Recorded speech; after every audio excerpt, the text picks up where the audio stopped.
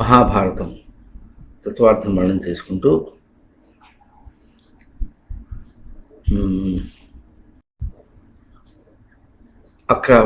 అష్టావక్రుడు తన భావాన్ని, వేదమును గురించిన భావాన్ని వ్యక్తం చేయటాన్ని మనం చేస్తూ దశ అన్న పదాన్ని విచారణ చేసుకుంటున్నాం.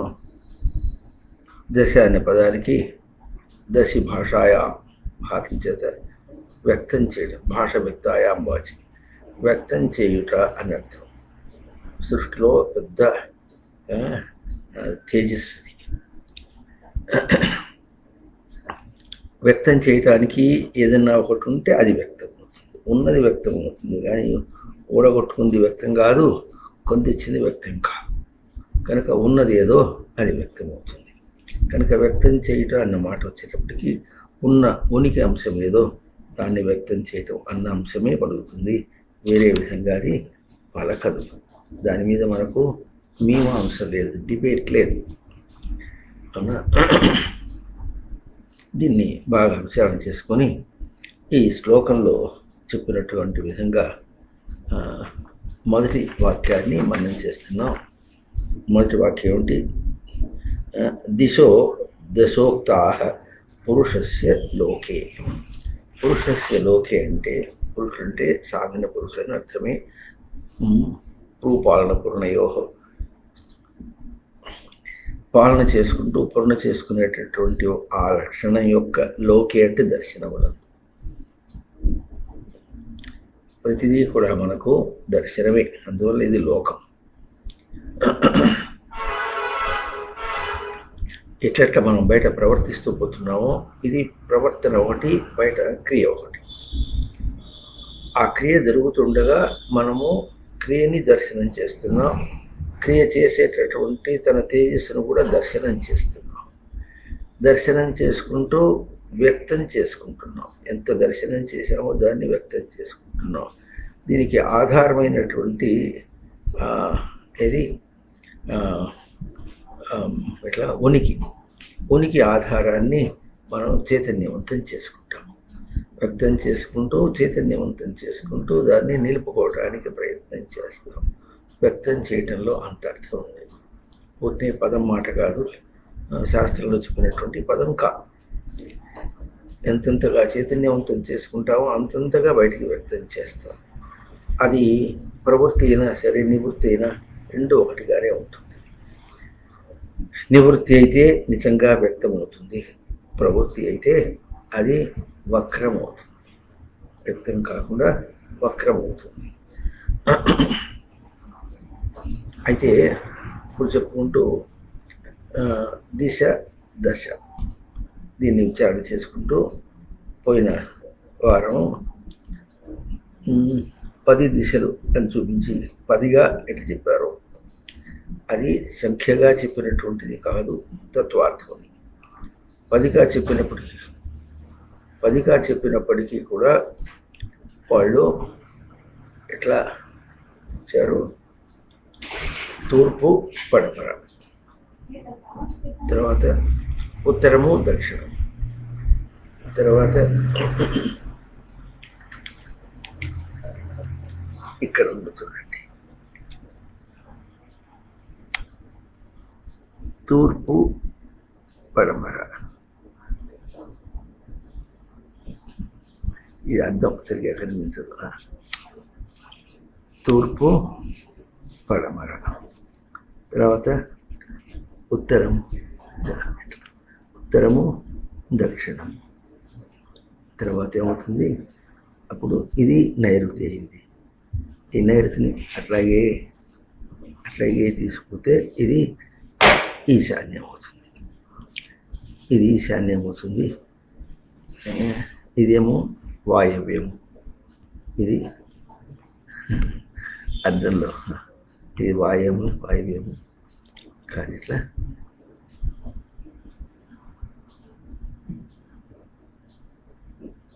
వాయవ్యము ఆగ్నేయం.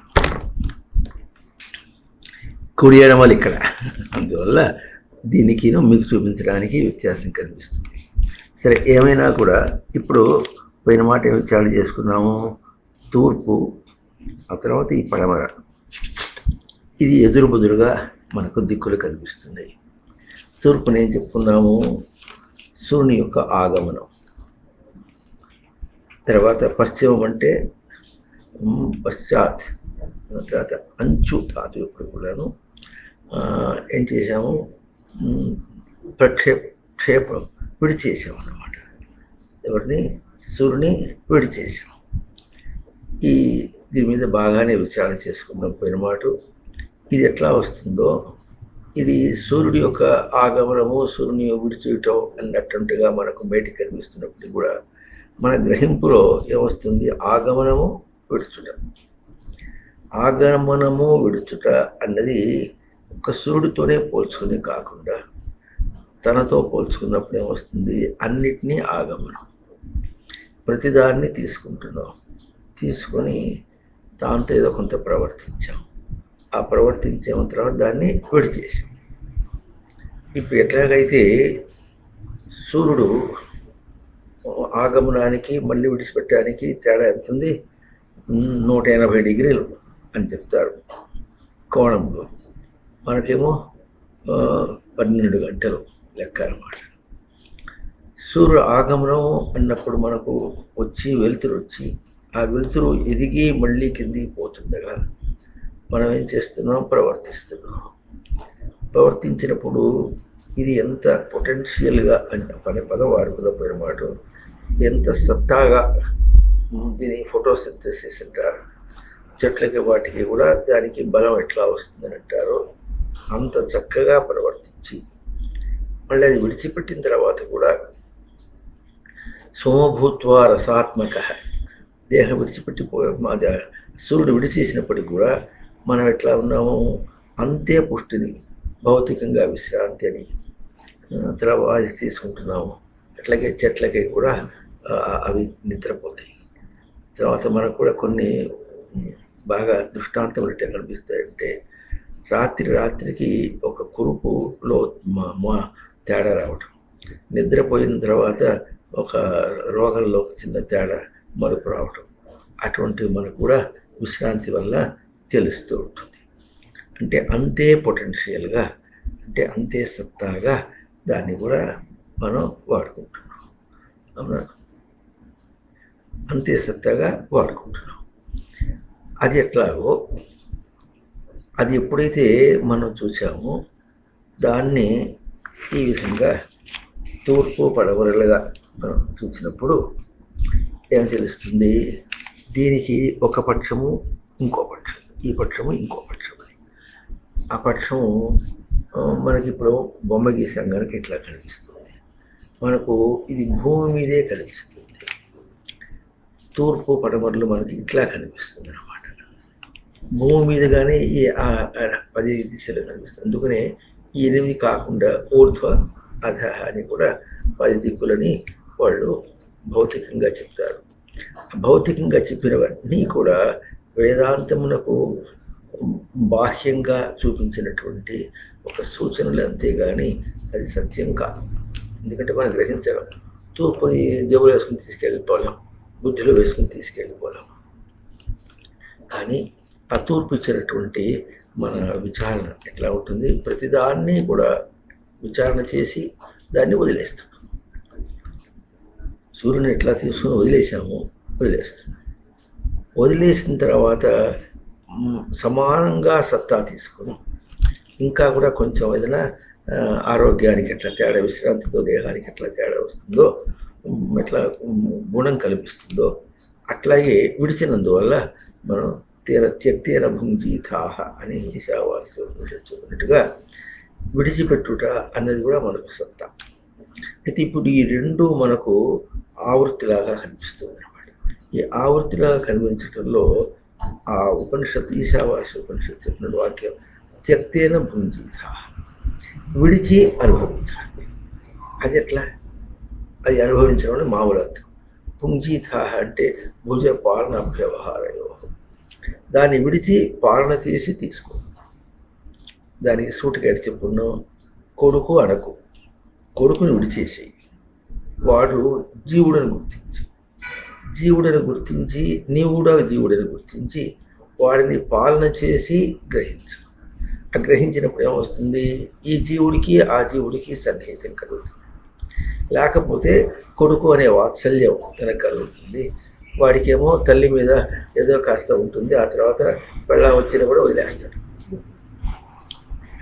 వదిలేస్తాడు. అంటే ఇప్పుడు పర్పస్ ఇస్ నాట్ సర్వ్డ్. అంటే మనం దేనికోసం బతికామో, దేనికోసం ఈ ప్రక్రియ అంతా చేసామో తెలియటం లేదు. కనుక ఇది వృత్తం అని, వృత్తు వర్తనే ధాతు. వర్తనం అంటే ప్రవర్తన అని. ఇది ప్రవర్తనే కానీ దానిలో నిజం లేదు. ఇప్పుడు జీవుడుగా ఇద్దరిని సమానం చేసుకుంటే ఏమవుతుంది, త్యక్తి అయిన కొడుకుని ఒడిచి జీవుడుగా పాలన చేసి తీసుకుంటాం. అది ఎట్లాగో ప్రతిదీ అంతే. ఏది చూసినప్పుడు కూడా మనని ఒక గజిబిజిలో పడేసి కష్టాన్ని కలిగించేటటువంటిదే. ఆ కష్టాన్ని మనం చూడటం కోసమే అది వచ్చింది. ఎందుకు వస్తుంది అంటే, నేనేమో శుద్ధమైన స్వరూపం, అదేమో స్థిరమైనటువంటి స్వరూపం, అదేమో అశుద్ధమైనది, అనాత్మమైనది. అశుద్ధ శబ్దానికి అర్థము, దానికి మురికి అంటే ఇది మురుకాలలో వేసినటువంటి మురికిని అర్థం. అట్లా అర్థం కాదు. మురుగు అంటే ఏంటంటే తాను గ్రహించలేనిది, బయటే ఎంతసేపు దాంతో కాసేపు ఆడుకుంటామో అంతవరకే కానీ దాన్ని లోపల తీసుకెళ్ళగలిగింది వెళ్ళిపోగలిగింది తను ఒకటి. కనుక అది ఏం చేస్తుంది, దాంతో ప్రవర్తిస్తున్నంత కాలము దానిలోనే ఇమిడిపోతావా, లేకపోతే దాన్ని విడిచి నీ ప్రవర్తనకే వాడుకొని నీ విద్య కోసం వాడుకొని నీ విద్యను తీసుకుంటావు. తేన త్యక్తేన భుంజీత. దాన్ని విడుచుకుంటూనే ప్రవర్తిస్తాడు. పోయేది కనుక విడుచుకుంటూ. ఇంటికి ఎవరైనా వస్తారనుకోండి, వాళ్ళతో ఎట్లా ఉంటాము, సన్నిహితంగానే ఉంటాం. కానీ వాళ్ళు వెళ్ళిపోతారని మనకు తెలుసు. వెళ్ళిపోతారని తెలుసు కనుక అమ్మగారు ఏం చేస్తుందంటే వాళ్ళతో మాట్లాడుతున్నట్టుగానే ఉంటుంది. పొయ్యి మీద పోయి ఏదో వేసేస్తుంది, అక్కడ బాండీ వేసేస్తుంది, దానిలో నూనె కాలుతూ ఉంటుంది. తర్వాత మళ్ళీ మాట్లాడుతూనే ఉంటుంది, 4 గారెలు వేస్తుంది, ఆ తర్వాత కాఫీ కాస్తుంది, అన్నీ పెడుతూనే ఉంటుంది. ఎందుకు వాళ్ళు పంపించద్దు? వాళ్ళని తీసుకున్నటువంటి ఆదర్శమా, లేకపోతే వాళ్ళని పంపించడానికి ప్రయత్నమా? త్యక్తేన భుంజీత. వాళ్ళు వచ్చారంటే వెళ్ళేవారని తెలుసుకొని దాన్ని వెళ్ళటానికి తగినట్టుగా ఆ మధ్యలో వాళ్ళు మనం ఆతిథ్యం అని ఎట్టా తీసుకొని మర్యాద చేసి పంపించడం అని ఎట్టా అని మనం అనుకుంటున్నాము. అట్లాగే మర్యాద చేసి పంపించాలి. ఏం మర్యాద చేశారు, ఏమొచ్చినప్పుడు కూడా నువ్వు నా కోసమని, నాకు నీతో ప్రవర్తన వల్ల నాకు కష్టం వస్తుందని, నా స్వరూపం నాకు అదే కష్టం, నా స్వరూపం నాకు అందదు అని గుర్తించడం కోసమనే నువ్వు వచ్చావు. కనుక ఆ ప్రవర్తన చేసి దాన్ని త్యక్తేన, దాన్ని వదిలిపెట్టాలి. దానిది కానీ కాకుండా విడిచిపెట్టేది కనుక త్యక్తేన భుంజీత. పాలన చేసి తీసుకో. విడిచేత ధోరణితో, వాళ్ళు వెళ్ళిపోతారనే ధోరణితోనే వాళ్ళ కోసం అంత చేత శ్రమ చేసి ఏదో కాసేపు వస్తారు, కాసేపు ఉంటారు, ఇచ్చిపోతే ఎక్కడి నుంచి వచ్చారో, ఎప్పుడు వచ్చారో అని కాసేపు అంటుంటాను. అప్పుడప్పుడు ఎప్పుడైనా వచ్చారో, వదిలే నువ్వు ఇక్కడ వచ్చి కూర్చొని మాట్లాడితే వచ్చేస్తున్నాను ఇక్కడే ఉన్నా అంటుంటూ అక్కడి నుంచే మాట్లాడుతుంటుంది. ఆడవాళ్ళు వస్తే, ఇంకా మగవాళ్ళు వస్తే ఆయన కూడా కూర్చోబెట్టి ఆయన మాట్లాడుతుంటే ఇక్కడ పోయి అక్కడ పోయి ఇంట్లో లోపల ఏదో చేసుకొచ్చేస్తుంది. ఆయన పక్షం వాళ్ళు వచ్చినా, తన పక్షం వాళ్ళు వచ్చినా ఆతిథ్యం ఎట్లా చేస్తుందో, వాళ్ళు వెళ్ళిపోవటానికి ఎట్లా ఇచ్చిందో, అట్లాగే వాళ్ళతో ఎంత గౌరవంగా చేయాలంటే, నీవే గనక వచ్చి నాతో ప్రవర్తించకపోతే బయట దాని వల్ల కష్టం అని నాకు తెలియదు. కనుక నీ వచ్చి నాకేం చేసావు, మేలు చేసావు. ఈ మేలు చేసామని ఎప్పుడు అనుకున్నాము, అప్పుడు మనం సహనం అని అర్థం వస్తుంది. సహనాన్ని అభ్యాసం చేసామన్నమాట. అట్లాగే తూర్పు పడమర ఎట్లా వస్తుందంటే, ఆగమనము విడుచుట. ఏదైనా ఆగమనము దాన్ని విడిచి మళ్ళీ తీసుకోవటం అన్నమాట. దీనికి 2 పక్షాలుగా ఉంటుందన్నమాట. ఇది ఎట్లాగైతే దీనిలో తూర్పు పడమర ఉండగా ఇటో పక్షం ఉంది, అటో పక్షం. ఆ 2 పక్షాలు ఎట్లా ఉంటుందంటే, తాను ఒకటేమో దక్షిణం, ఇంకోటేమో ఉత్తరం. దీన్ని కూడా సవ్యములు అంటారు.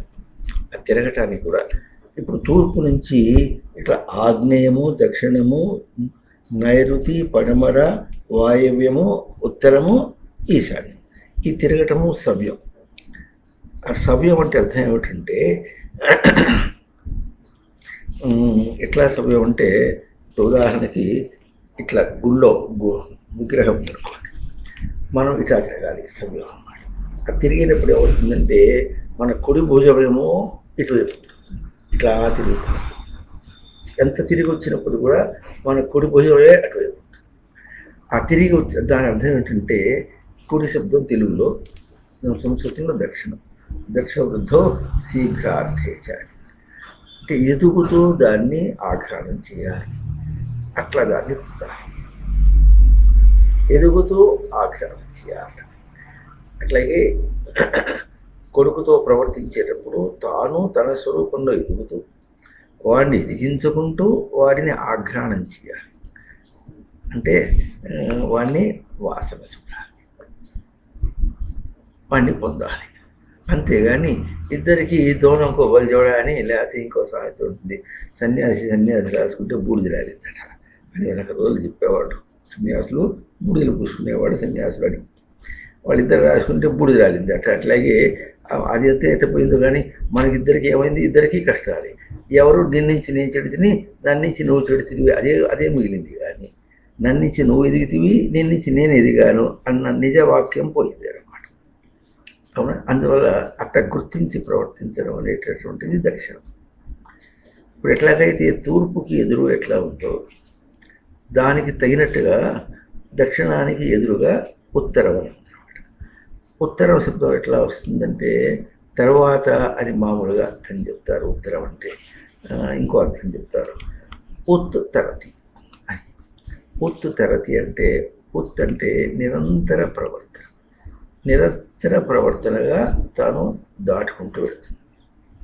దీనిలో ఒక చక్రంగా చెప్పుకున్నప్పుడు, చక్రంగా ఎందుకు చెప్పుకోవాలంటే మనకు ఇది ఇప్పుడు ఒక బొమ్మ గీసి చూపించాము, కానీ అది ఎట్లా ఉంటుంది, ఎట్లా ఉంటుంది. అవునా? అది ఎట్లా దేనిలో ఉంటుందంటే ఇది భూగోళం మాకు లేదు, దీనిలో భూగోళం అనుకోండి కాసేపు. ఈ గోళంలాగా ఉంది కనుక దీంతో కొన్ని మనం అర్థం చేసుకోవడానికి ప్రయత్నం చేద్దాం. ఇప్పుడు భూమి ఇట్లా ఉంది, అవునా? దీనిలో సూర్యుని తీసుకుంటుంది, ఇక్కడ తీసుకుంటుంది. ఆ తీసుకుంటూ ఏం చేస్తుంది, ఇట్లా తిరుగుతుంది. ఆ తిరగటం భూమి ఏమో, సూర్యుడేమో నిశ్చలంగా ఉన్నాడు. అది తిరుగుతూ పోతున్నప్పుడు ఏమైంది, ఇదేమో అక్షాంశం అంటారు, ఇదేమో రేఖాంశం అంటారు. ఈ రేఖాంశములు మారుతుంటే తిరిగిపోతుంది అనమాట.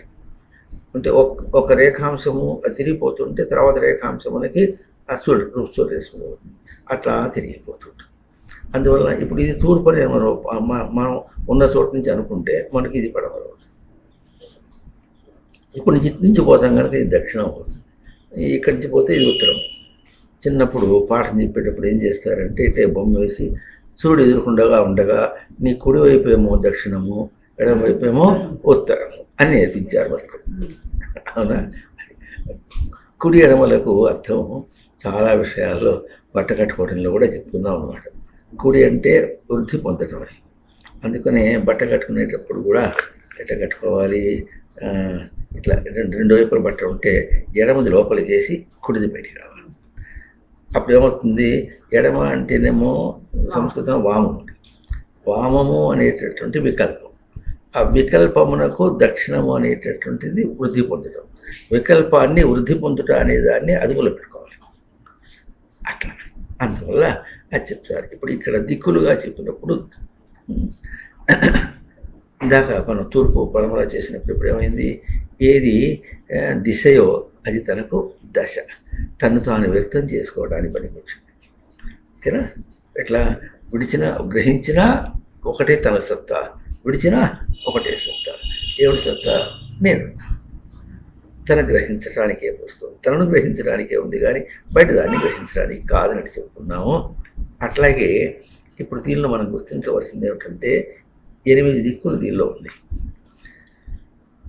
ఇప్పుడు ఇది తూర్పు అంటే ఇది పడమర అంటే ఇటు నుంచి వస్తాం, ఇక్కడేమో దక్షిణం ఉంది, ఇక్కడేమో ఉత్తరం ఉంది. అయితే మనం గుర్తించవలసింది ఏమిటంటే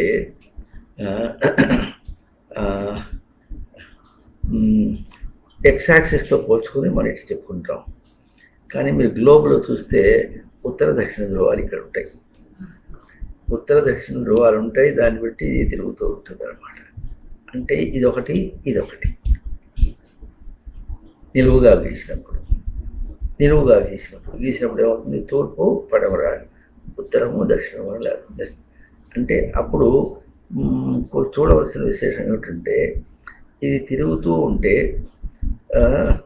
అప్పుడు ఏమవుతుంది, ఈ సూర్యుడేమో ఇక్కడి నుంచి వచ్చాడు, భూమి ఏమో తిరిగిపోతుంది.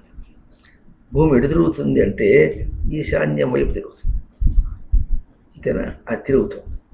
అది అటు తిరుగుతూ పోతున్నప్పుడు ఏమవుతుంది, ఇవన్నీ రేఖాంశములు అనమాట.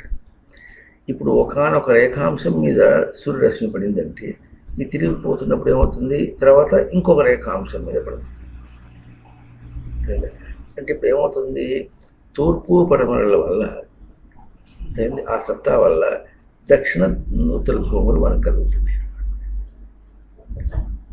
అదే దక్షిణ అంటే దక్షిణ వృద్ధములు ఎక్కడ కలుగుతున్నాయి, మనకు పైన ఎటు చూపించినా లేకపోతే పడుకోబెట్టి చూపించినప్పుడు తూర్పు పడమర, ఇటు దక్షిణం అటు ఉత్తరం అని చెప్పుకున్నా మనకేం కలుగుతుంది, దక్షిణం ఎట్లా కలుగుతుంది, ఇది వెళుతుంది కనుక. అంటే ఎట్లా వెళుతుంది, ఇది మనకు తూర్పు అన్నటువంటిది ఇచ్చి పడమరకు వెళుతుంది. అంటే ఆగమనము చూపించి, ఆగమనము అన్నది లోకం బయట నుంచి ఏది ఉందో అది వెళ్ళిపోతుంది. సూర్యుడు ఎట్లా మనకు బయట నుంచి వచ్చినట్టు స్వరూపమే కనుక అది ఎట్లా వెళ్ళిపోతుందో, భూమికి ఎట్లా వెళ్ళిపోతుందో, మనకు కూడా ఎట్లా వెళ్ళిపోతుందో, ఆ వెళ్ళిపోయినప్పటికీ తాను ఉండుట అనేటువంటి దానికి సత్యం ఎట్లా అది ఎక్కడ చూపిస్తుందంటే ఒక్కొక్క రేఖాంశం అనేది చూపిస్తుంది. అవునా? ఆ రేఖ అంటే ఒక ప్రవర్తనలో చూపించింది, ఆ తర్వాత మళ్ళీ తిరుగుతుంటే ఇంకో ప్రవర్తనలో చూపిస్తుంది, ప్రతి ప్రవర్తనలో చూపిస్తూ ఉంటుంది అనమాట.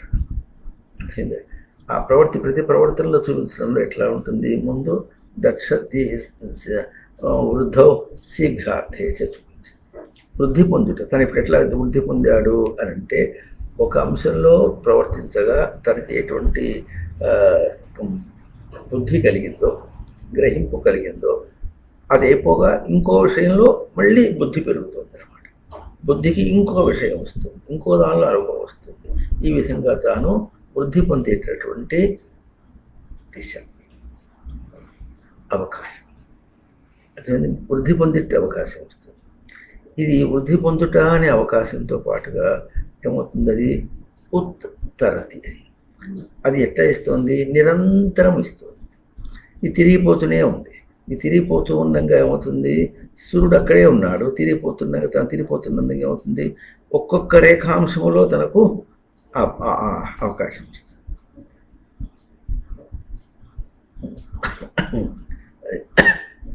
అక్షర విన్యాసే లిఖ అక్షర విన్యాసి ధాతుంచ రేఖం. అక్షర విన్యాసం అంటే న్యాసం ఉంచుట, అక్షరమును ఉంచుట అంటే మన గ్రహింపుని నిలుపుట అన్నమాట. ఒక్కొక్క రేఖాంశం పక్క జరిగిపోతూ ఉంటుంటే ఏమవుతుంది, ఇంకా తను పెరిగి తను వృద్ధి పొందడంతో పాటుగా తనకి ఏమొస్తుంది, ఉత్తరతి, నిరంతరము అనేటటువంటి ఒక సెన్స్ ఇస్తుంది. భూమి ఎట్లా తిరుగుతుంది, భూమి నిరంతరం తిరుగుతుంది. భూమి ఎప్పుడు ఆగల, నిరంతరం తిరుగుతుంది కనుక తను వృద్ధి పొందడం అనేటువంటి కూడా తనకు నిరంతరం. ఆ నిరంతరం ఉండి ఏం చేస్తుంది, దాటుతుంది. ఏం దాటుతుంది, ఒక ప్రయోగమును పోయి మళ్ళీ ఇంకో ప్రయోగం.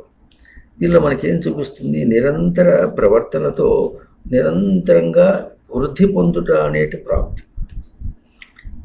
దాన్ని మనకు ఎరుకలో నిలుపుతోంది. ఎప్పుడు కూడా భూమి అట్లా తిరిగిపోతుందో అట్లా మన గ్రహింపును కూడా అట్లా నిలుపుతోంది అన్నమాట. ఆ నిలిపి రేఖాంశముల్లో మారుతున్నందువల్ల మనకు ఎట్లా వస్తుంది. అందుకని దీన్ని ధ్రువం అన్నారు. ధ్రువం అంటే గట్టిది, స్పష్టత అన్నమాట. ఇది ఉత్తర దర్శనముల యొక్క స్పష్టత. ఇదేమో వచ్చుట పోవుట, వచ్చుట పోవుట. ఇప్పుడు ఇదే రేఖ ఇప్పుడు ఎట్లాగైతే సూర్యుని ఆగమనంగా తీసుకుందో అది తిరిగి తిరిగి తిరిగి తిరిగి తిరిగి ఇట్లా తిరిగి వచ్చినప్పుడు మళ్ళీ ఇక్కడికి వచ్చేసింది. ఇక్కడ ఏమైంది, ఇప్పుడు సూర్యుని వదిలేసింది. ఇది ఇక్కడ నేరుగా వస్తుంది. ఇక్కడి నుంచి ఇక్కడి నుంచి చూసినప్పుడు కొంచెం ఏటవాళ్ళ కిరణం కూడా వస్తుంది. ఇది పోతుంటే మళ్ళీ ఏటవాళ్ళ కిరణం, మిట్ట మధ్యాహ్నం మాత్రమే నేరుగా కిరణం వస్తుంది. అట్లా ఏటవాళ్ళ కిరణంతో మొదలి ఎదిగి తర్వాత విడి చేస్తుంది. ఆ విడి చేసిన తర్వాత మళ్ళీ దానికి లేదు. అయితే విడిచినా అంటే గ్రహించినా లేక విడిచినా రెండింటికి కూడా ఇది నిరంతర ప్రవర్తన. భూమి ఎటు తిరుగుతుందో నిరంతర ప్రవర్తన అంటే రేఖాంశం ఎటు తిరిగిపోతుందో మనం కూడా అట్లాగే నిరంతరము ఒక చోట్ల ఉండటం లేదు. ప్రవర్తనకి విషయాల్ని మార్చుకుంటూ పోతున్నాం. ఇది నిరంతరం అవుతుంది. మార్చుకుంటూ పోవడం నిరంతరం ఎట్లా అయిందో ఆ మార్చుకుంటూ పోయినప్పటికీ కూడా తనకు తన గ్రహింపు అనేటటువంటి మాత్రము ఆ మారే దానిలో మారకుండా తన గ్రహింపు ఉంటుంది. అంతేనా? మారకుండా తన గ్రహింపు ఉంటుంది. భూమికి ఎట్లా ఉంటుంది? తిరుగుతున్నప్పుడు కూడా ఇది సూర్యుడి గురించి మారటం అనేటటువంటి కిరణం మారుకుంటూ అయినప్పటికీ కూడా తన ఉనికి గ్రహింపు మాత్రం స్పష్టంగా ఉండి తిరుగుతూనే ఉంటుంది. ఉందా? ఆ తిరగటం అయిపోయిన తర్వాత అప్పుడు ఏమవుతుంది? అందువల్ల అప్పుడు దక్షిణం ఎంతో ఉత్తరం కూడా అట్లాగే. ఇందాక ఎట్లాగైతే తూర్పు ఎట్లాగో పడమట కూడా అట్లాగే. దీనికి మన గ్రహింపుకి ఆగమనం ఎట్లాగో విడుచుట మన గ్రహణం ఎట్లాగో అట్లాగే వృద్ధి పొందుట అంటే ఎట్లాగో అట్లాగే నిరంతరంగా దాన్ని దాటుట. వచ్చిన ప్రతిదాన్ని దాటిపోతున్నాం. మనం ప్రతి ప్రవర్తనని కాసేపు ప్రవర్తించినట్టుగా ఉండి దాటిపోతున్నాం. ఇప్పుడు దాటిపోతున్నాం కనుకనే మనం నిరంతరము ఉన్నాం. విషయాల్ని దాటుతున్నాడు, తాను ఉంటున్నాడు. అవుతుందా? విషయాల్ని దాటిపోతున్నాడు, తాను ఉంటున్నాడు. దీనిలో ఒక చిన్న విశేషం ఉంది. ఏమిటంటే మీరు ఎప్పుడున్నా ఒక సైకిల్ కానీ రైలు బండి పోతున్నప్పుడు కానీ ఒక చక్రం తిరుగుతుంటే మనకేం కనిపిస్తుందంటే, ఇప్పుడు చూడండి, దీన్ని ఇట్లా కోసి మళ్ళీ ఇట్లా కోసామనుకోండి, అప్పుడు ఏమవుతుంది? ఒక భాగం, 2 భాగాలు, 3 భాగం, 4వ భాగం క్వాడ్రంట్స్ అంటారు అన్నమాట. ఇది అటా తిరిగిపోతున్నప్పుడు మనకు అంటే ఇప్పుడు ఇది మొదటి తిరుగుతున్నాం, రెండవది, మూడవది అయిన తర్వాత ఇది జారుతుంది అనమాట. ఆ దారి టక్కని కొట్టినట్టు వస్తుంది. సైకిల్లో పోతున్నప్పుడు కూడా తెలుస్తుంది. అందులో విశేషించి కొన్ని ఏదైనా తేడా ఉన్నప్పుడు ఇంకా బాగా తెలుస్తుంది అనమాట. ప్రతి చక్రానికి వస్తుంది. దాన్ని స్లిప్ అంటారు. జారుతుంది అనమాట. ఆ జారటం అనేటటువంటిది మనకు ఎక్కడ తెలుస్తుంది? ఇప్పుడు ఇది ఈశాన్యం వైపు తెలుస్తుంది అనమాట. ఎందుకు ఈశాన్యం వైపు తెలుస్తుంది అని అంటే,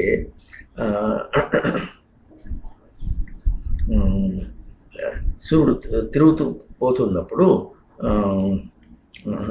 సూర్యుడు ఉండగా భూమి తిరుగుతూ పోతున్నప్పుడు భూమి దీనికేమో ఇందాకేం చెప్పుకున్నాం, సవ్యం. ఇది సవ్యంగా తిరుగుతున్నందువల్ల సూర్యుడికి అటువైపు గమనం ఉన్నట్టుగా మనకు అనిపిస్తుంది. ఇది ఇటు తిరుగుతుంటే దానికి అటు ఉన్నట్టుగా. అంటే ఈ దక్షిణ వైపు తిరుగుతూ ఉంటే, భూమి దక్షిణ వైపు తిరుగుతుంటే మనకు ఉత్తరం ఈశాన్యం అటు కనిపిస్తుంది. ఈశాన్యం ద్వారా వెళ్ళి అటు వెళ్తున్నట్టుగా కనిపిస్తుంది.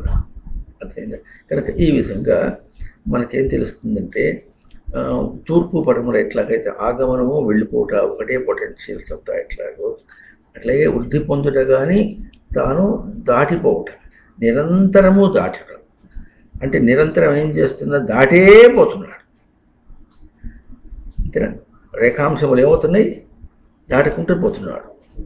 నిరంతరము దాటడమే, రేఖాంశములు దాటడమే. అటువంటి ప్రవర్తన, ఆ సెన్స్ కూడా మనకు భూమి ఇస్తుంది అన్నమాట. ఆ ఇవ్వటంలో ఎట్లా వచ్చిందంటే, ఇప్పుడు నిలువుగా చెప్పుకుంటే ఎట్లా వస్తుంది? తూర్పు పడమర, ఇట్లా దక్షిణము ఉత్తరము అని అటు చెప్పిన, లేకపోతే తూర్పు పడమర, తర్వాత దక్షిణము ఉత్తరము ఇట్లా చెప్పినప్పుడు కూడా మనకేమొస్తుంది? ఈ రెండింటి మధ్యలో దాన్ని అంతరిక్షం, పోయిన మాట ఈ పదం చెప్పుకున్నాం. అంతరిక్షం అంటే అంతః ఈక్షతే పశ్యతి, ఇది అంతరిక్షం అంటారు. అంతరిక్షం అంటే భౌతికంగా ఎట్లా చెప్తారంటే, ఒక గ్రహానికి ఇంకో గ్రహానికి మధ్యలో ఉన్నటువంటి ఆ ఆకాశం ఏదో ఇది అంతరిక్షం అంటారు. ఇది భౌతికంగా చెప్పింది. కానీ మనకు గ్రహింపులు ఎట్లా ఉంటుందంటే గ్రహం అంటే గ్రహించినది, గ్రహణాతీతి గ్రహ, తాను గ్రహించింది. ఇంకొక గ్రహం అంటే ఇంకోటి గ్రహించింది. ఈ రెండు గ్రహింపులకు మధ్య ఉదాహరణకి ముందు ఇందాకేం చెప్పాను, నేను అమ్మను అని ఒక గ్రహం, వాడు కొడుకు అని ఒక గ్రహం. ఈ రెండింటికి మధ్య అన్నాడు. మధ్య అంటే అంతః ఈక్షతే పశ్యతి, దర్శనం చేయవలసింది ఉంటుందన్నమాట. ఆ మధ్య అంటే తలంపు ఉంది. అంటే ఏమిటప్పటికి నేను అమ్మను అన్నప్పుడు అమ్మ అన్నటువంటిది ఒక గుర్తింపు, దీనికి ఒక తలంపు. కొడుకు అన్నప్పుడు కొడుకు అన్న గుర్తింపు ఇంకో తలంపు. ఏమిటో తలంపు? అమ్మ అన్నప్పుడు అమ్మ అన్నది ఏం ఆధారంగా అన్నావు అంటే తన జీవుడుగా గుర్తించుకొని అమ్మ అంటున్నాడు. అంటే అక్కడేమో జీవుడినిగా చూస్తూ కొడుకు అన్నాడు అనమాట. ఇది మధ్య. కనుక ఇప్పుడు ఏం చేయాలి? ఈ మధ్యని దర్శనం చేయాలి. ఇది ఒక గ్రహం. అంటే ఇప్పుడు ఇక్కడ ఈ గ్రహం ఎట్లాగో మధ్యగా చూపించేటటువంటి, ఇప్పుడు ఇది జీవుడుగా గ్రహమా అమ్మగా గ్రహమా? గ్రహించుట జీవుడుగా గ్రహించుటయా కొడుకుగా గ్రహించుటయా? చాలా తేడా. అది ఇప్పుడు ఈ కొడుకుగా గ్రహించుట అమ్మగా గ్రహించుట అన్నటువంటిది మధ్యది. తనుగా గ్రహించడం అనేటటువంటిది నిజంగా గ్రహించేది, అది గ్రహం అన్నమాట. ఈ మధ్యదాన్ని ఎట్లా చేయాలి? ఇప్పుడు తాను ఏదో అట్లా గ్రహించాలి, అట్లాగే వాడు ఏదో అట్లా గ్రహించాలి. అట్లా గ్రహింపునప్పుడు వచ్చినప్పుడు ఏమవుతుంది? అంతః ఈక్షతే. లేక అక్కడ అంత శబ్దానికి అంతరే ఈక్షతే అని అర్థం చెప్తారు. అది ప్రసిద్ధార్థం తీసుకున్నప్పుడు అంత అంటే అతి బంధనే ధాతు కూడా ఉంటుంది. ఇప్పుడు అక్కడ నిజంగా మనకు ఏది బంధించింది అంటే జీవుడుగా బంధించింది. ఎట్లా బంధించింది అంటే ఆ జీవుడు వల్ల ఈ జీవుడు ఎంతవరకు తన జీవభావాన్ని గ్రహిస్తాడో, తన జీవభావాన్ని వాడికి వ్యక్తం చేస్తాడు. అర్థమైందండి? అది అయిపోయిన తర్వాత మళ్ళీ వదిలేస్తాడు. జీవుడు ఎట్లాగైతే దేహాన్నే వదిలేశాడు, తన దేహాన్నే వదిలేశాడు, అట్లాగే ఆ దేహంను వదిలేస్తాడు. ఆ దేహంతో ప్రవర్తిస్తున్నటువంటి విషయాల్ని వదిలేస్తాడు, నామరూపాలను వదిలేస్తాడు, మర్చిపోతాడు, అన్నీ పోతాడు, అన్నీ విడిచిపెట్టేసి వెళ్ళిపోతాడు. ఇప్పుడు సూత్రం ఎట్లా ఉంది? విడిచిపెట్టి ఎట్లా వెళ్ళిపోతాడో ఆ మరణమునకు ఎంత విలువ ఇస్తున్నాం, అంత విలువ ఇస్తున్నాం. మరణం వచ్చి వెళ్ళిపోవాలన్నప్పుడు కొంచెం కాసేపు ఉంటుంది, నేను వస్తా చూడు అని సడగడానికి మనకి ఎవరు అవకాశం ఉందా? స్వేచ్ఛాభావానికి అక్కడ అవకాశం లేదు. కనుక స్వేచ్ఛాభావానికి మధ్యస్థానంలో కూడా అవకాశం లేదు. ఈ మరణం అనేది విడుచుట అన్నమాట. దేహమును విడుచుట ఎట్లాగో విషయాన్ని విడుచుకుంటూ పోతున్నాడు. ఒక విషయానికి ఆది మధ్య అంతం ఎట్లాగో పుట్టుక మధ్య సాగుని ఎట్లా చెప్పుకుంటున్నాం, ప్రతి విషయానికి ఆది మధ్య, అది పోవడమే కానీ ఆగేది ఏం కాదనమాట. కనుక దాన్ని విడుచుటకు ఇట్లా మొదటి నుంచి విడుచుటయే, ఇందాక ఏం చెప్పుకున్నాం, దాటడమే అంటే చెప్పుకున్నామో, అది దాటడమే అన్నట్టుగా ఎట్లా ఉంటుందో విడుచుటయే తనకు తన గమ్యం కానీ ఉంచుకోవడం కాదని. ఇది దేహాన్ని విడిచిపెట్టిపోయే లోపల మరి పుట్టినప్పటి నుంచి ఎన్ని విషయాలు వచ్చినాయి, ఎన్ని విషయాలు చేసేటప్పుడు నిరంతరము దాటిపోవటయే, విడుచుటయే, దాటిపోవటయే. అంతగా అభ్యాసం చేయించినప్పటికీ ఆ దేహంతో విడిచిపెట్టుకుని అమ్మో అంటాడు, అమ్మో నేను చచ్చిపోయినా అంటాడు. అవునా? చచ్చిపోతే ఏం దిగలేం లేదు, మళ్ళీ పుడతావు. అమ్మో మళ్ళీ పుట్టమే అంటే మళ్ళీ పుట్టకుండా ఏర్పాటు చేయాలి. ఏదో 2 రోజులు 3 రోజులు వినగానే నాకు జన్మ లేదు, అయిపోయి నాకు జన్మ రాకూడదు అంటే నీ ఇష్టం అంటే. జన్మలు తెచ్చుకోవడానికి తట్టెడు బుర్ర నిండా అవే ఉంటాయి. తట్టెడు ఉంటే మరి అవి వదిలిపెట్టదు. ఏదో కాసేదో ఇట్లా ప్రసూతి వైరాగ్యము పురాణ వైరాగ్యంలాగా. పురాణ వైరాగ్యం ఉంటే పురాణం వింటుంటే కాస్త వైరాగ్యం వచ్చేసింది. ప్రసూతి కంటున్నప్పుడు వైరాగ్యం, ఇప్పుడు వైరాగ్యం రాదు. ఏం చేస్తారు? మత్తు మంది ఇచ్చేస్తారు. వైరాగ్యం లేదు, పండు పిండాలు లేదు. మరి వాడు ఏం చేశాడో కూడా తెలియదు. మరి ఆడపిల్ల కదా, మరి పురుషుడే ఆపరేషన్ చేస్తాడు. మరి ఇంకా సిగ్గు ఎగ్గు ఇంకేం లేదు. ఇంకెట్లా ఉంటుందంటే వాళ్ళు మా భీమవరంలో ఒక ఆయన చెప్పాడు, అట్లా కాదు ఇది కొంతమంది తెచ్చుకుంటారంటే నాకు ఎన్ని మాటలు ఆపరేషన్ చేసిన ఆయనే చేయాలని చెప్పి ఆయన కోసం పోతాడు. అక్కడ సిగ్గు ఎగ్గు లేదు, ఇంకా అయిపోయింది. అదే వెనక రోజుల్లో ప్రసూతి చేసేటప్పుడు ఎట్లా ఉంటుంది, ఒక గదిలో ఉండేవాళ్ళు, మంత్రసాని ఉండేది, మహా ఉంటే ఎవరన్నా తల్లి ఎవరన్నా పక్కన ఉండేవాళ్ళు, పెద్దవాళ్ళు ఉండేవాళ్ళు, తను అంతే. అప్పుడు సిగ్గులు ఎగ్గులు అన్నీ వాటికి అన్నింటికీ అవకాశం ఉండేది. ఇప్పుడు ఏం లేదు. వాడి కొడుకు ఇచ్చేస్తే తీసుకున్నాడు అంతే. వాడు ఏం ఇచ్చాడో ఏం చేస్తే కనీసం కనేటప్పుడు తన కొడుకు బయటకు అన్నాడు వస్తున్నాడని చూసేవాడు. ఇప్పుడు దానికే గురుదేవులు తమాషా చెప్తుండేవారు, మీ అమ్మకి నువ్వు కొడుకు అని నీకు ఎవరు చెప్పారు?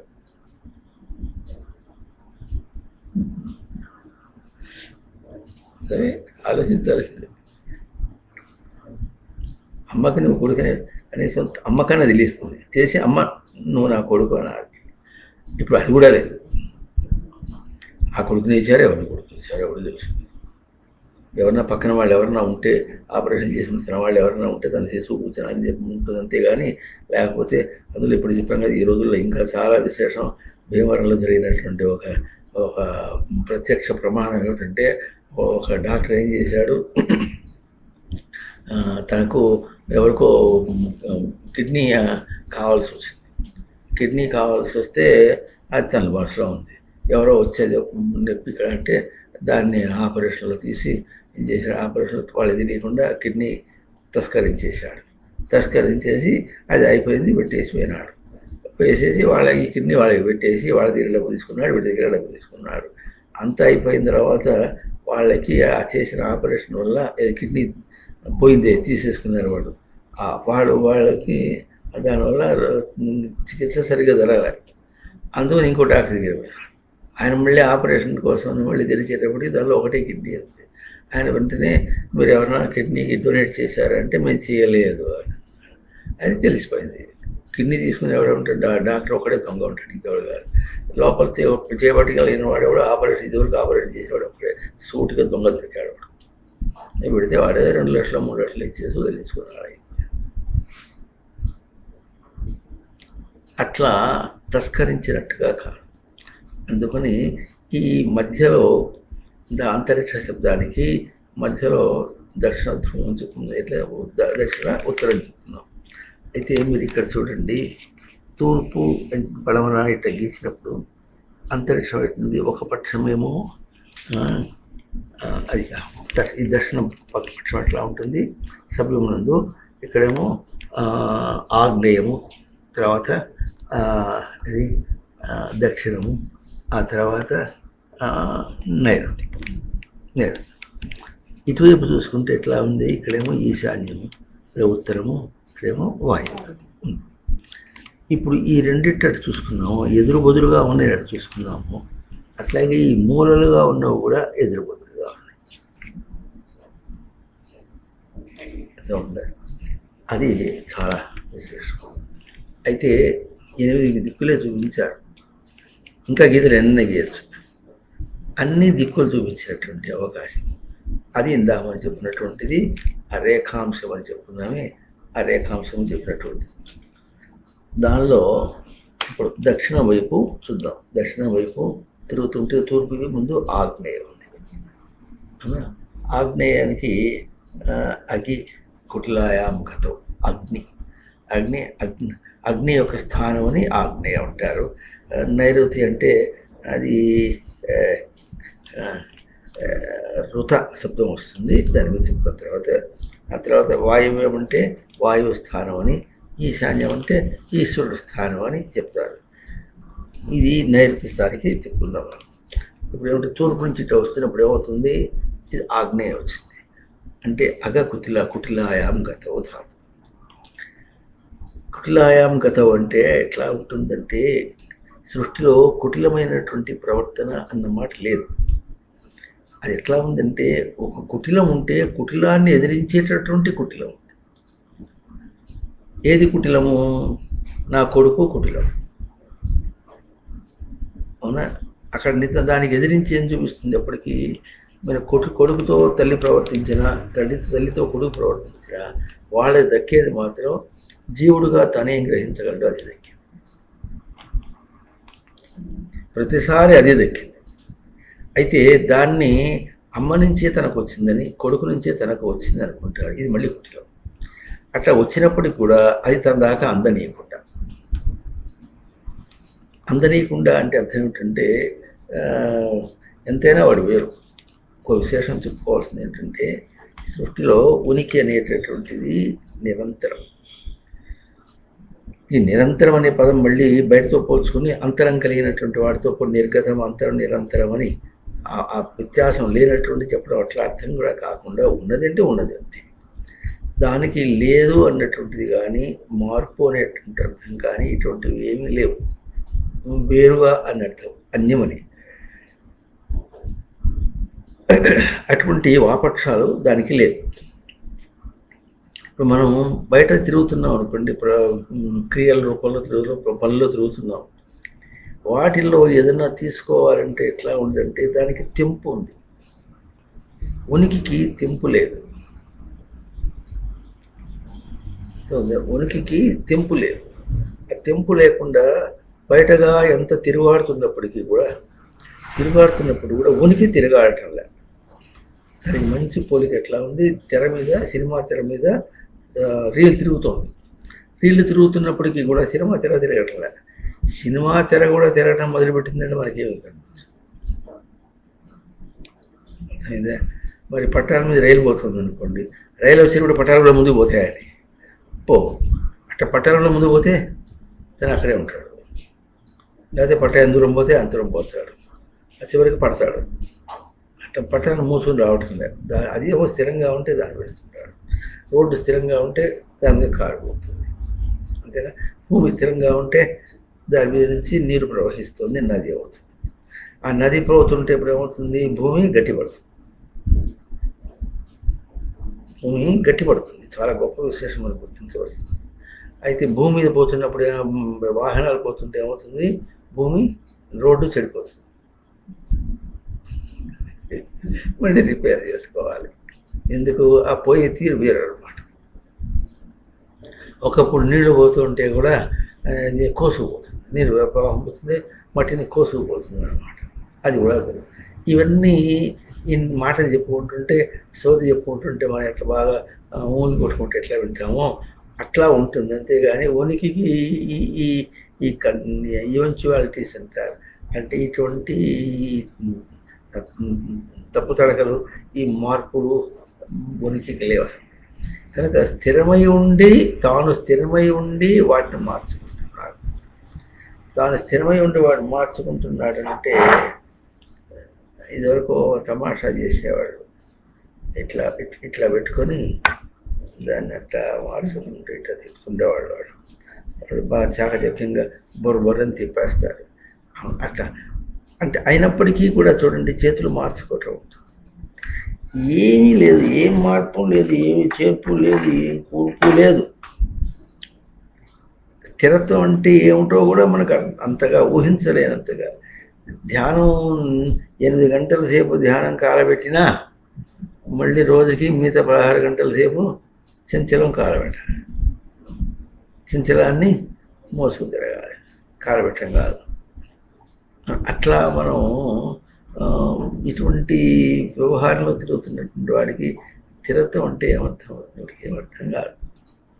స్టెబిలిటీ అంటే ఏమర్థం కాదు. ఎప్పుడన్నా ఎక్కడన్నా ఏదైనా ప్రయోగంలో ఎక్కడ అట్లా దూరంగా చూసినట్టు చూస్తే ఆ కాసేపు దాని నుంచి చూస్తాడంతే కానీ స్థిరత్వం అనేటటువంటి అది అక్కడ తాను పరిశీలన చేశాడు అన్నటువంటి తన ధారణకు రాదు. ఈ ధారణ విశేషం.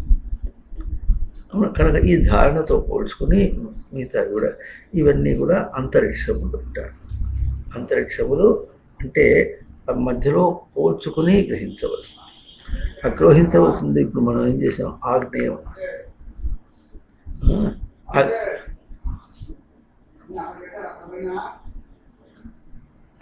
కుటి మీరు అటు చూస్తే ఆడే ఉన్నారు మళ్ళీ.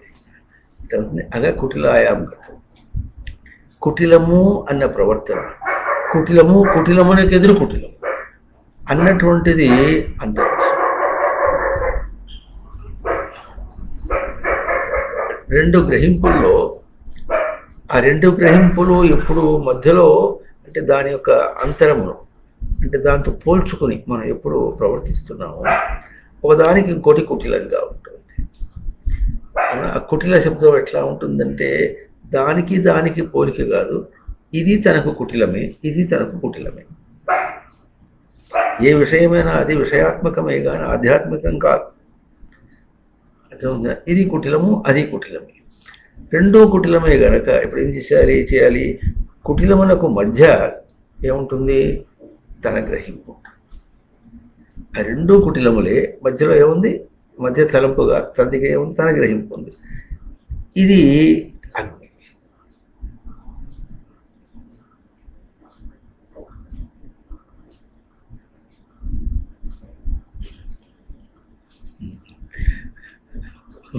దాని గోల దాన్ని మన గోల. కళ్ళదు రకాల చిన్నప్పుడు ఏదో వచ్చి దాని ఇట్టి అంటే పోతుంది. కసిట పోతా నా పని నేను తీసుకొని పోద్ది అంటుంది అది. కనుక దాన్ని గ్రహించినప్పుడు అది కూడా విశేషమే. పురువుని తనను గ్రహించాలి. రెండు గ్రహించినప్పుడు అంతరిక్షం ఎట్లా వస్తుంది? దాని గోల దాన్ని, మన గోల మనది. ఇప్పుడు మనం ఏం చేయాలి? ఆ కుటిలమునకు కుటిలం ఏం చేయాలి? దాన్ని అటు దులిపేసి పక్క పంపించేస్తే అది కాస్త పోయింది. అటు ఎట్లా ఉంటుందో ఏదైనా సరే ఈ గ్రహమును ఆ గ్రహమును వదిలేస్తే మిగిలితే ఏముంటుంది? అగ్నిగాతర. ఇందాకటి చెప్పుకున్నాము రెండు గ్రహముల మధ్యగా వృద్ధి పొందుట దాటుట చెప్పుకున్నాం. అంటే వృద్ధి పొందుట దాటుట అది ఒక అంతరిక్షం, అది కూడా ఒక మధ్యలో ఉన్న అంతరిక్షంలో గ్రహం అన్నమాట. ఇప్పుడు ఇక్కడ ఎట్లా చెప్పుకుంటున్నాము? ఒకదానికి కుటిల ప్రవర్తనకి ఇంకో కుటిల ప్రవర్తనకి మధ్యలో ఇది కుటిల ప్రవర్తనని తానే గ్రహిస్తాడు, ఇది తానే గ్రహిస్తాడు. అది ఏమవుతుంది? విచారణ. ఈ కుటిల ప్రవర్తనకి ఈ కుటిలో తానే గ్రహించడం ఒకటి. ఇంకో విధంగా విచారణ చేసినప్పుడు ఏమొస్తుంది? ఈ రెండు కూడా లేకుండా అదేమో కుటిల ప్రవర్తన, నేనేమో రుజు ప్రవర్తన. అది కూడా ఒక విశేషం. నేను రుజు ప్రవర్తన. అప్పుడు ఏమవుతుంది? కుటిల ప్రవర్తనలో తను తానెట్టు తీసుకుంటాడు, రుజును ప్రవర్తనలో తను తానెట్టు తీసుకుంటాడు. అప్పుడేమవుతుంది? ఆ కుటిల ప్రవర్తనకి కుటిలంగా తను తీసుకుంటున్నాడు. అవునా? ఎట్లాగంటే ఇప్పుడు ఉదాహరణకి మాటలు వస్తున్నాయి. మాటలను మనం ఏం చేస్తున్నాము? అవేమో శబ్ద రూపంలో వస్తుంది. తను గ్రహించలేనటువంటిది, తను తీసుకోలేనటువంటిది. ఇది తనకు కుటిలం అన్నమాట. తను ఎప్పుడు ఏం చేస్తున్నాడు? ఆ కుటిలమునకు అవి కుటిలంగా వస్తుంటే కుటిలమునకు ఎదురు కుటిలం వేసి తాను శ్రవణం చేస్తున్నాడు. అంటే ఎట్లా ఉంటుందంటే ఏదైనా ఓ పశువు ఏదో కుక్క తను తరువుకుంటూ వస్తుంది అనుకోండి, తరువుకుంటే చేస్తాడు, గౌగా పరిగెత్తి ఇంట్లో వెళ్ళిపోతాడు. ఇంట్లోకి వెళ్ళిపోతే దాన్ని తప్పించుకుంటాడు. ఎట్లాగో అట్లాగే బయట శబ్దం వస్తుంటే ఆ శ్రవణేంద్రియం ఏం చేస్తుందంటే శబ్దాన్ని వినకుండా తన ఉనికిని వింటుంది. తన ఉనికి స్వరూపంగా తాను ఉంటే అప్పుడు శబ్దమును చేత తాను భంగపోకుండా ఉంటుంది అనమాట. ఏం చేస్తుంది? అప్పుడు ఉండి అంతరిక్షం ఎట్లా వస్తుందంటే దాన్ని వినుటగా తీసుకుంటుంది.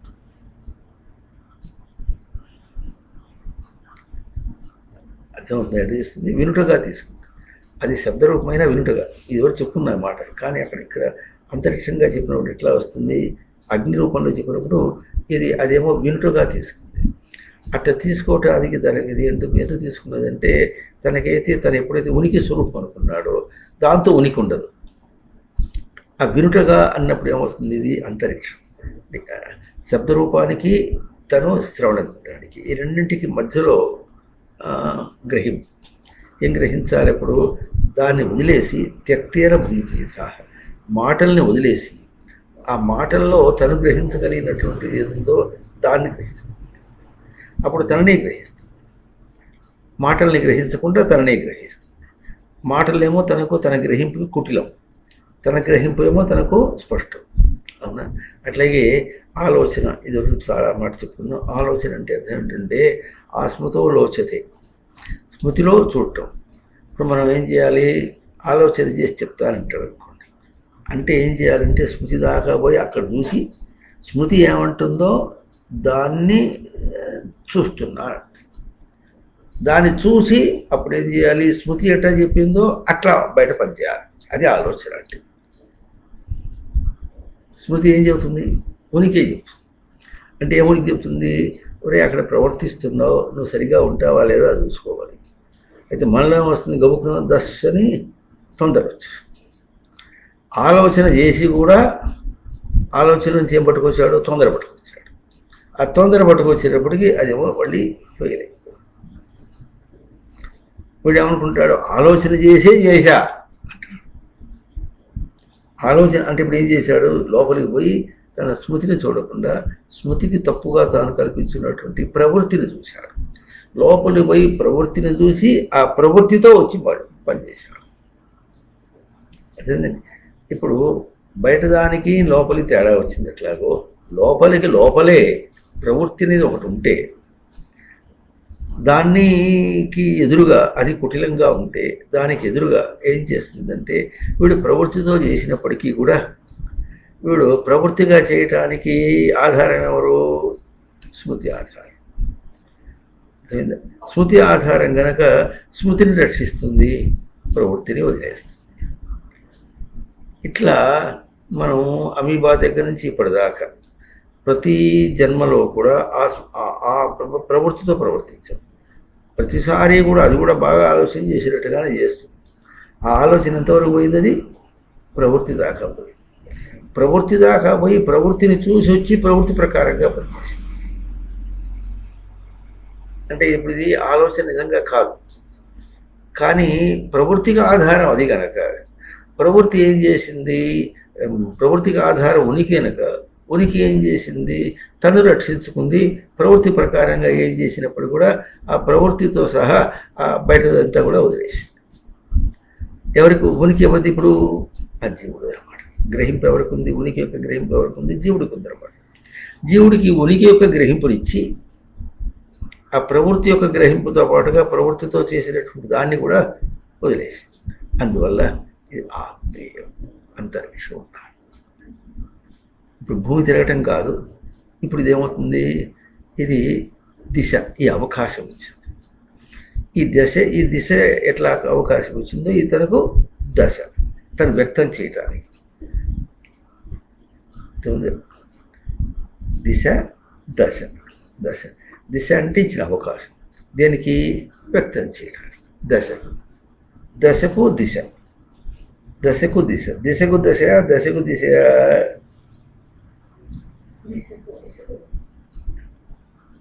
దిశ అంటేనే అవకాశం, దశ అంటేనేమో వ్యక్తం చేయటం.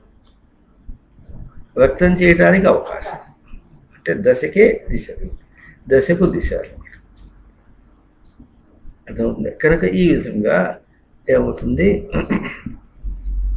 ప్రతి చిన్న ప్రవర్తన కూడా మనకెన్ని ఇచ్చింది? తూర్పు పడమర అంటే ఆగమనము విడుచుట ఒక చూపించింది. ఇంకోటి ఏమో ఇటు చూపించింది వృద్ధి పొందుట, వృద్ధి పొంది తీసుకోవడం ఒకటి. ఇంకోటేమో తీసుకుంటూ వృద్ధి పొంది తీసుకోవడంతో పాటుగా దాన్ని దాటేసింది. వృద్ధి పొంది తీసుకుని దాన్ని దాటేసింది. ఆ దాటేసేటట్టుగా చూపించింది. అది ఆ రెండో ఎదురు బుదిరైనప్పటికీ వ్యతిరేకం కాదు, రెండు ఒకటే సత్తా. ఈ సత్తాల తేడా వచ్చండి. ఆగమనము విడుచుట అన్నది వచ్చేప్పటికి ఏముంది? ఆగమనంకు విడుచుట అనేటువంటిదేమో వ్యతిరేక పదవులు. అక్కడ వ్యతిరేకంగా ప్రవర్తించినప్పటికీ కూడా తనకేమో రెండు ఈక్వల్ పొటెన్సీ. అవునా? ఇప్పుడు ఇక్కడ ఎట్లా ఉంది? వృద్ధి పొందుట అంటే దక్షిణం ఎంత అర్థము, ఉత్తరం అన్న అంతే అర్థం. వృద్ధి పొందుతున్నాడు అంటే అర్థం ఏంటి? దాటేశాడు. వృద్ధి పొందకుండా దాటేయలేడు. వృద్ధి పొందకుండా దాటం అనేటువంటి మనకు అవకాశం కాదు. వృద్ధి పొంది తీసుకున్నందువల్ల తాను నిరంతరము దాటేసిన వాడు అవుతాడు అనేటటువంటిది నిజమైన అవకాశం. అంటే ఇదెంతో అదంతా. అక్కడేమో ఆగమనము విడుచుట రెండు వేరుగా ఉన్నప్పటికీ కూడా సమానమైనటువంటి సత్తా. ఇవి రెండూ కూడా సమానంగా ఉండి సమాన సత్తా. ఇప్పుడు ఇక్కడ ఏమైంది? ఇప్పుడు ఆగ్నేయము తర్వాత ఏమో అది అటు ఆగ్నేయము, ఇటేమో వాయవ్యం అన్నారు. ఆగ్నేయం అంటే ఇందాక ఏం చెప్పినప్పుడు అది ఒక కుటిలమునకు కుటిలం ఎదురువేయటం అనమాట. మనకు బయట జీవితం అంతా కూడా, బాహ్య జీవితం అంతా కూడా కుటిలమే. దానికి ఇంకో కుటిలం ఎదురువేశాం. ఏం కుటిలం ఎదురువేశామంటే దానికి కుటిలమైంది మన స్వరూపం. అందుకనే దీనిలో ఇప్పుడు చూడండి, జ అంటే పుట్టుట, తను అజ, దానికి వ్యతిరేకం. అవునా? అదేమో మృత్యువు, తనేమో మృత్యురహితం. బయటది ఎన్ని చెప్పినప్పుడు కూడా దానికి అదేమో రూపములు ఉండేది, దానికి రూపం లేదు. ఆ రూపం, ఆ రసం, దానికి వాసన, దానికి ఏదో రుచి, ఏదో వాసన. వాసన అంటే గంధం, వాసన. తనేముంది వాసన, అగంధం అన్నమాట. గంధము అగంధం. తర్వాతేమో ఇట్లా రుచి అరుచి, రసం. అట్లాగే శబ్దము అశబ్దం, దృశ్యము దర్శనం అదృశ్యం. అర్థం. ఇట్లాగే అన్ని తన ఇంద్రియములు ఎన్ని ఉన్నాయో అన్నిటికీ అంటే బయట దీనికి వ్యతిరేకం. దానికంటే తన దగ్గర ఉన్నటువంటి అన్నీ వ్యతిరేకమే. ఈ మాటని మనం 12వ అధ్యాయంలో 2వ శ్లోకంలో మనం మొదటి పుస్తకం స్పీజుల పుస్తకంలో పెద్ద లిస్టు చూపించుకున్నాం.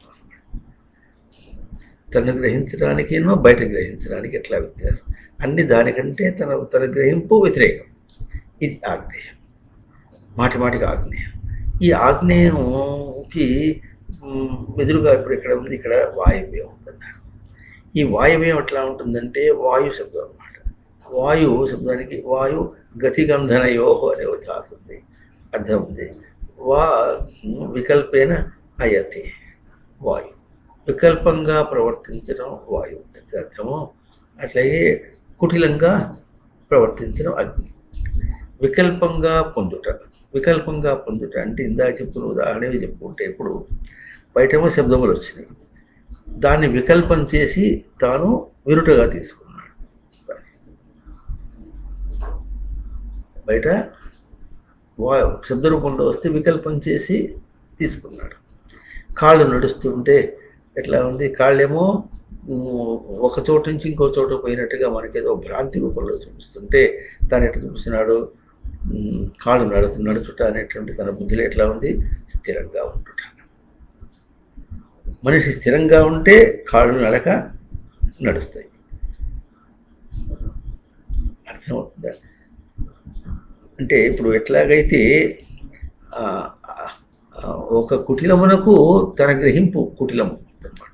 ఆ కుటిలానికి కుటిలం, అది కుటిలం కాకపోతే తన నికరం. అది కుటిలము అనేటటువంటి ప్రవర్తనతో రాకపోతే తన నికరం, వస్తే మాత్రం దాన్ని కుటిలం చేస్తుంది. తనది అంటే అది కానిది తనది స్వరూపంగా తనది. అది ఎన్ని ప్రవర్తించినప్పుడు ఎంత కుటిలం చేశాడంటే అమీబా దగ్గర నుంచి ఇప్పటిదాకా తను ఎంతవరకు ఎక్కడెక్కడ ఎన్ని ప్రవర్తించాడో అన్నింటినీ కుటిలం చేసి తను మాత్రం ఉన్నాడు. అంత ఆ ఆగ్నేయ స్వరూపం అన్నమాట.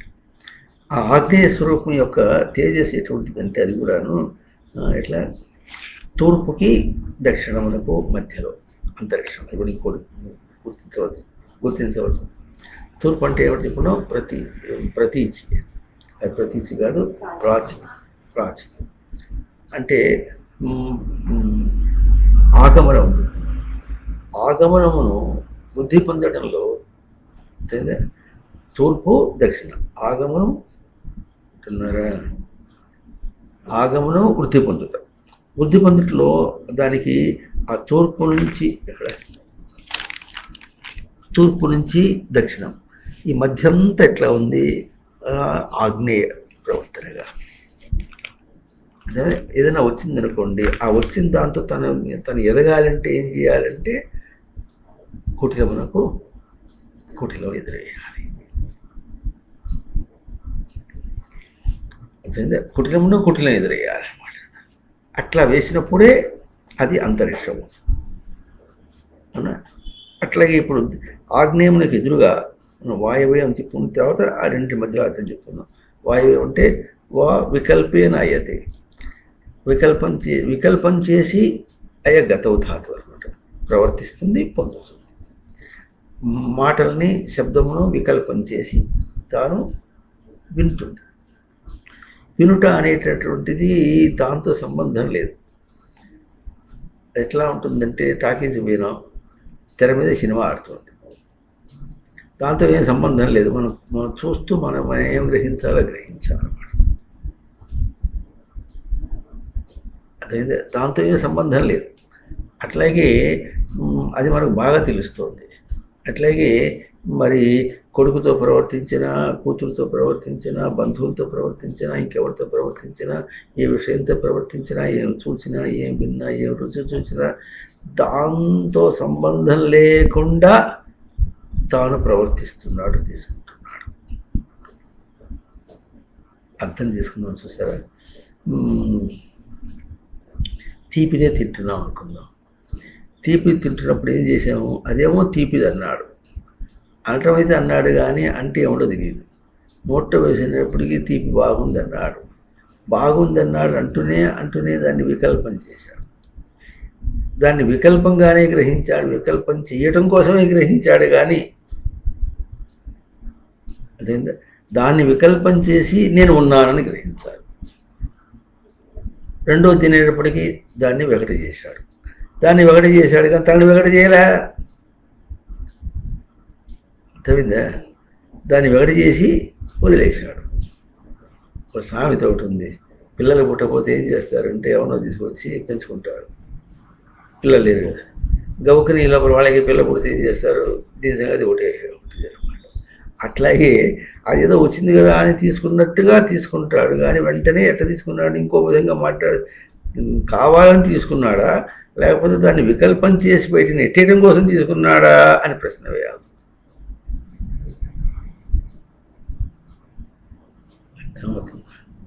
మనం కావాలని పోతున్నాం. దేశం అంతా కూడా వద్దనే వచ్చామంటుంది. ఈ మాటని మా పుస్తకంలో ఉంది. మోరుగుడిలో ఒక బోర్డు మీద రాసి పెడుతుంది, నీవు కావాలన్నవన్నీ వద్దంటున్నావు అని తెలుసుకో. ఇది వాయువు. ఇంకా కావాలన్నవి కాదు, ఏదేది నీకు తటస్థమైనా కూడా దాన్ని వద్దని నెట్టేస్తున్నావు. మనం ఏమనుకుంటున్నాం? దాంతో ప్రవర్తిస్తున్నాం అనుకుంటున్నాం. అర్థం చేసుకోండి. ఎట్లా ఉంటుందంటే, ఎవరితోనో కోపం వచ్చి వాడికి జుట్టు పట్టుకొని, లేకపోతే గల్ల పట్టుకొని, గల్ల అంటేనే ఇక్కడ గొంతు, లేకపోతే ఈ చొక్కా పట్టుకొని ఏదో చేస్తున్నాడు అనుకోండి. ఇది చేస్తున్నప్పుడు వాడు కొట్టుకుంటున్నారు వాడు గబుక్కని కనిపిస్తుంది. వాడు ఏం చేస్తున్నాడు? వాడి దగ్గరికి వచ్చాడు కనుక వాడిని వద్దని నెట్టడానికి ప్రయత్నం చేశాడట. వాడి మీద కోపం వచ్చి వద్దని నెట్ట అంటున్నాడు. అట్లాగే ప్రీతిగా తను ఏదైనా తీసుకున్నప్పటికీ కూడా, ప్రీతిగా ఇప్పుడు స్వీట్ మొదలుపెట్టి దాన్ని అప్రీతిగా విడిచేయడం కోసమనే తీసుకున్నాడా, ప్రీతిగా తీసుకోవడం కోసం తీసుకున్నాడా అంటే మనం వెంటనే చెప్పచ్చు, ప్రీతిగా తీసుకోవడం కోసం తీసుకున్నాడు అంటాం అనుకోండి, అది కంటిన్యూ కాల. వింటున్నారా? అది ఇప్పుడు ఇక్కడ వస్తుంది. అది ఉత్తరము పడమర మధ్యలో వస్తుంది. ఎట్లా ఇట్లా అది నిరంతరం కాల. విడుచుట అనేది రైట్ బాగా తెలుస్తుంది. తీసుకున్నాను అనేది తెలియటం లేదు. అర్థమవుతుంది? తీపిగా తిన్నాను అనేది లేదు. తింటూనే కాదనేస్తున్నాడు. ఇది వాయువు. ఇది ఒక అవకాశం, మనం గ్రహించడానికి అవకాశం. మనం చేస్తున్నాం, మన గ్రహింపులోనే ఈ అవకాశం ఉంది. ఈ అవకాశాన్ని ఇప్పుడు మనం ఏం చేయాలి? ఈ అవకాశాన్ని వ్యక్తం చేస్తున్నాం. దిశని దశ చేశాం, వ్యక్తం చేశాం. రైట్ అంటే సృష్టికి సమ్మతంగానే ప్రవర్తిస్తున్నాడు కానీ మరి ఇంకా గ్రహించలేదని ఎడపోతాడు. నువ్వు చేసేది వేరుగా చేయటం లేదుగా. జేబులో వేసుకొని చూద్దాం తీపిని, నీతో మోసుకోపో లేదు. అది అట్లా వస్తుంటే ఇటు తరివేసినట్టుగా ఉందంతే ఉంది కానీ అర్థమవుతుందా? పసివాడికి మరి ఇప్పుడు ఏం చేయంతా వేడుకలు ఎవరు చేస్తారు తెలియదు కానీ ఇంకా గుప్పడు చెరపకపోతే ఏం చేస్తారు? 2 రోజుల్లో చనివిడి చేసి వాడి చేతిలో పెట్టి పేరెంట్ వాళ్ళకి ఇచ్చేవాడు అనమాట. చేశారు ఎప్పుడు? మీరు ఎప్పుడు చూడలే. చనివిడి చేసి వాడికి పెట్టేవాడు. వాడు పసివాడు కదా, వాడికి ఇచ్చే లోపల నోట పెట్టుకుంటే వాడు అది అట్లా అది ఇట్లా తీసుకుని అట్లా ఇచ్చినట్టే అంతే.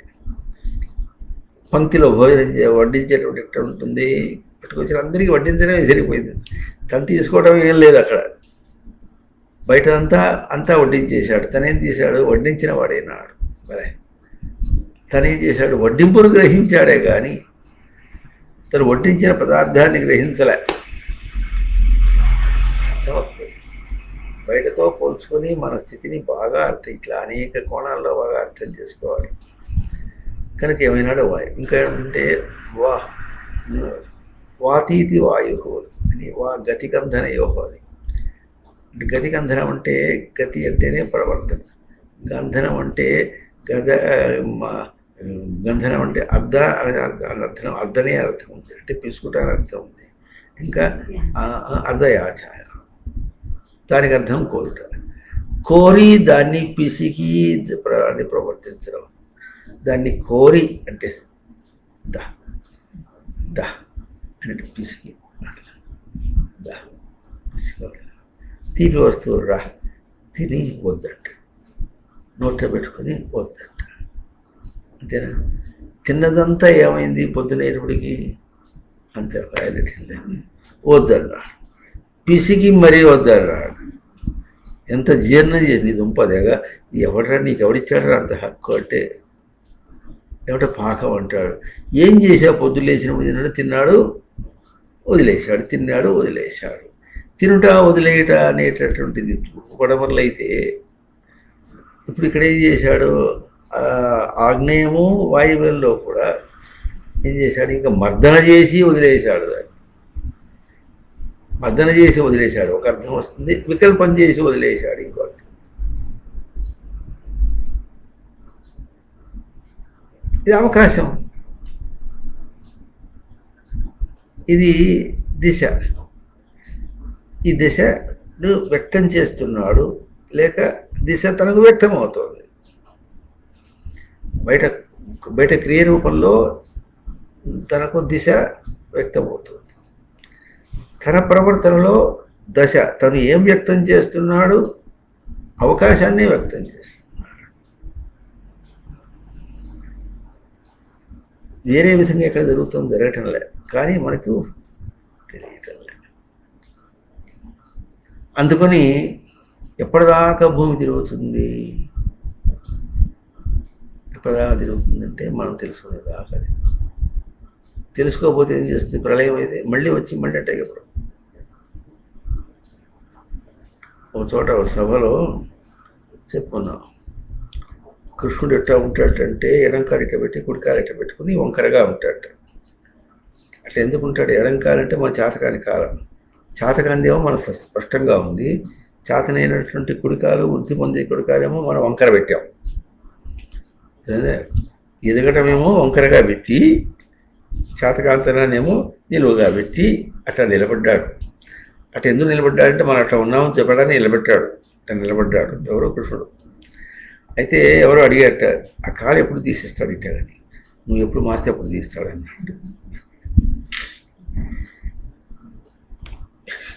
నువ్వు మారితే అప్పుడు కాలు తీసి పెడతాడు. అంతవరకు అట్లాగే ఉంటుంది. భూమి ఎప్పుడు బాధేస్తుంది? సృష్టి అసలు ఎందుకుంది? ఈ వంకర టింకర వ్యవహారాలు చూసారా? అది దాన్ని సబలం ఎక్కడికెక్కడ సర్ది పెట్టడానికి కోసం ఉంటుంది. ఎక్కడెక్కడ వెంటనే నువ్వు బయట ముట్టుకుంటే దాన్ని నెట్టేసి నీ ఉనికిని చేసి దాని పని అయిపోయింది అని ఇట్లా మనం అది కూడా బయట ప్రక్రియగా చెప్తే, లేకపోతే ఎట్లా ఉంటుంది? నువ్వే ఉండవు, అది దాని పాటి దాన్ని వచ్చిపోతుంది. తన ఉనికి తన దగ్గరే ఉంది, ఉనికి రూపంలో ఉన్నాడు, బయటది వచ్చిపోతే పోనీ.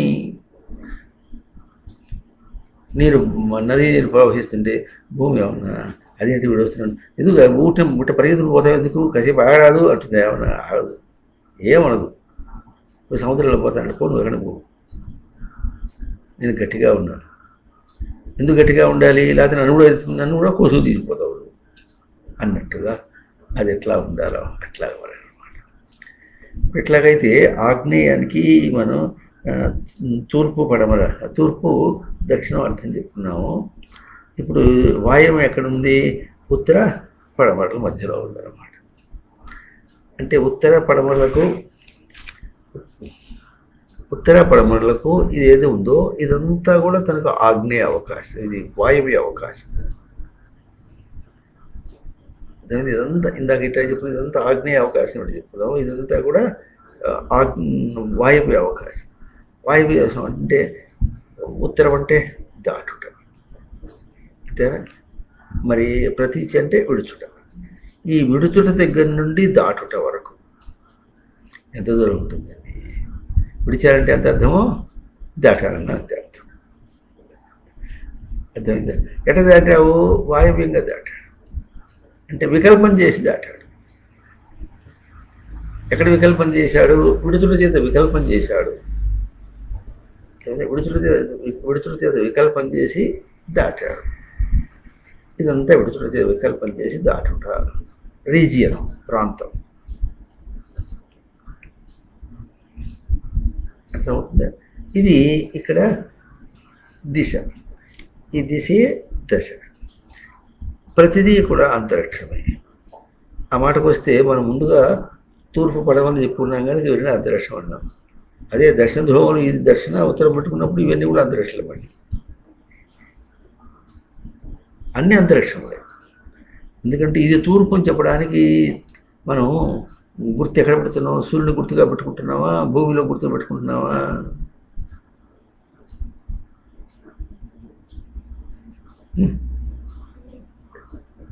తూర్పు చూపించాలంటే ఏం చేస్తాం? ఇటు అంటాం. ఏడు ఇప్పుడు సూర్యుడు లేడుగా. సూర్యుడు ఉదయించేది ఇటువైపు కనుక తూర్పు అన్నాం. ఇప్పుడు ఉదయించకపోయినా ఇటువైపు మనకు సూర్యుని పొద్దున చూస్తాం కనుక, ఆగమనం చూస్తాం కనుక చెప్పాము. అంతేగాని అంటే ఇప్పుడు సూర్యుని యొక్క ఆగమనం చూసి చెప్పామా, సూర్యుని చూసి చెప్పామా? సూర్యుడు చూసి చెప్పాలంటే పొద్దు నుంచి ఇటు పోతుంటే ఈ తూర్పు సూర్యుడు చూపించుకుంటూ తూర్పు చెప్పాలి. సూర్యుడేమో నింగి, మనం నేల, అంతేనా? సూర్యుడేమో నింగి, మనం నేల. అటు చూసి చెప్తున్నాం, తూర్పు ఇక్కడ చూస్తున్నాం అనమాట. ఇందాక మనం చెప్పుకున్నట్టుగా ఇట్లా ఎందుకు చెప్పుకుందామో అర్థం చెప్పుకుందాం. చూడండి, ఇట్లా చెప్పినప్పుడు తూర్పు పడమర అన్నప్పుడు మనకు ఉత్తర దక్షిణము గ్లోబ్లో ఇక్కడ ఇట్లా కనిపిస్తుంది. మనం ఇక్కడ దక్షిణము ఉత్తరము అని ఎందుకు చెప్పుకోవాల్సి వచ్చిందంటే, మనకు ఈ 8 కిరణములు ఇట్లా ఎక్సాక్స్ మీదే మనకు కనిపిస్తుంది. ఎక్సాక్సిస్ అంటే అక్షాంశం మనకి ఇక్కడే కనిపిస్తుంది. కానీ ఈ తిరగటమేమో ఉత్తర దక్షిణాలని ఆధారంగా తిరుగుతుంది. మనకి ఇవి ఇట్లా ఇచ్చినప్పటికీ కూడా ఎందుకు తిరుగుతుందంటే, ఇవన్నీ కూడా రేఖాంశములు తిప్పుతున్నాయి. రేఖాంశములు తిప్పుతున్నాయి అంటే మనకు గడిచిపోయేటటువంటి విషయాలు, ప్రవర్తన. గడిచిపోయే విషయాలు ఎట్లా ఉన్నాయి? ఉత్తర దక్షిణముల ఆధారంగా ఉన్నాయి. ఉత్తరం ఎంతో అది దక్షిణం అవుతారు. లక్ష్య వృద్ధం ఎట్లాగో, వృద్ధి పొంది తీసుకోవటం ఎట్లాగో, అట్లాగే దాన్ని దాటుకుంటూ నిరంతరంగా దాటడం అనేది ఆ రెండింటి అర్థం తీసుకొని రేఖాంశముని ద్వారా అది తిప్పుతోంది అనమాట. దాకా రేఖ అంటే ఏం చెప్పను? లేక అక్షర విన్యాసి అని చెప్పను. అక్షర విన్యాసం అంటే మనం కల్పించుకునేటువంటి, నిరంతరంగా మనం ఒకటి విన్యాసం చేస్తున్నాం. విన్యాసం అంటే ఇప్పుడు వీళ్ళు విన్యాసం చేస్తారే, పోలీసులు పరేడ్ చేయడం, పరేడ్ అంటే విన్యాసం ఉంటారు అనమాట. అని నడవటము, ఆ తర్వాత మిలిటరీ వాళ్ళు నడుస్తారు, అది కూడా పరేడ్. ఆ పరేడ్ కూడా విన్యాసం అన్నారు. కనుక ఈ విధంగా ఏమవుతుంది?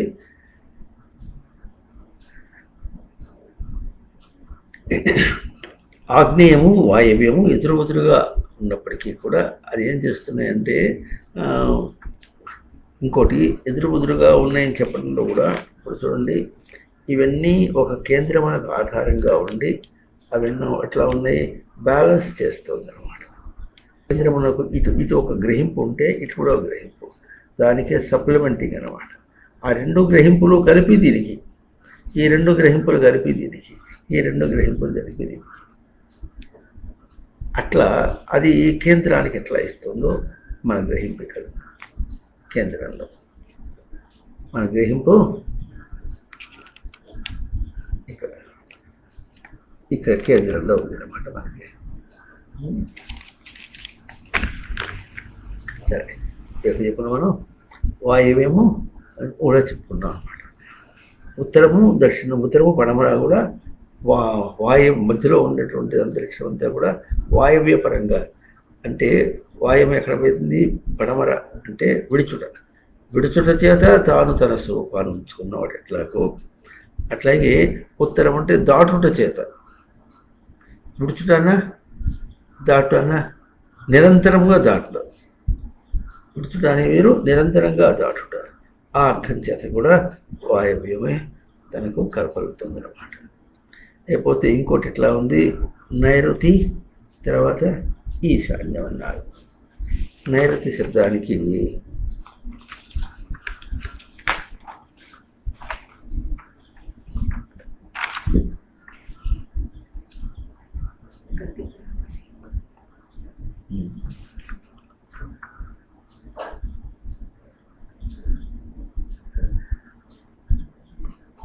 గతి ప్రాపణయో,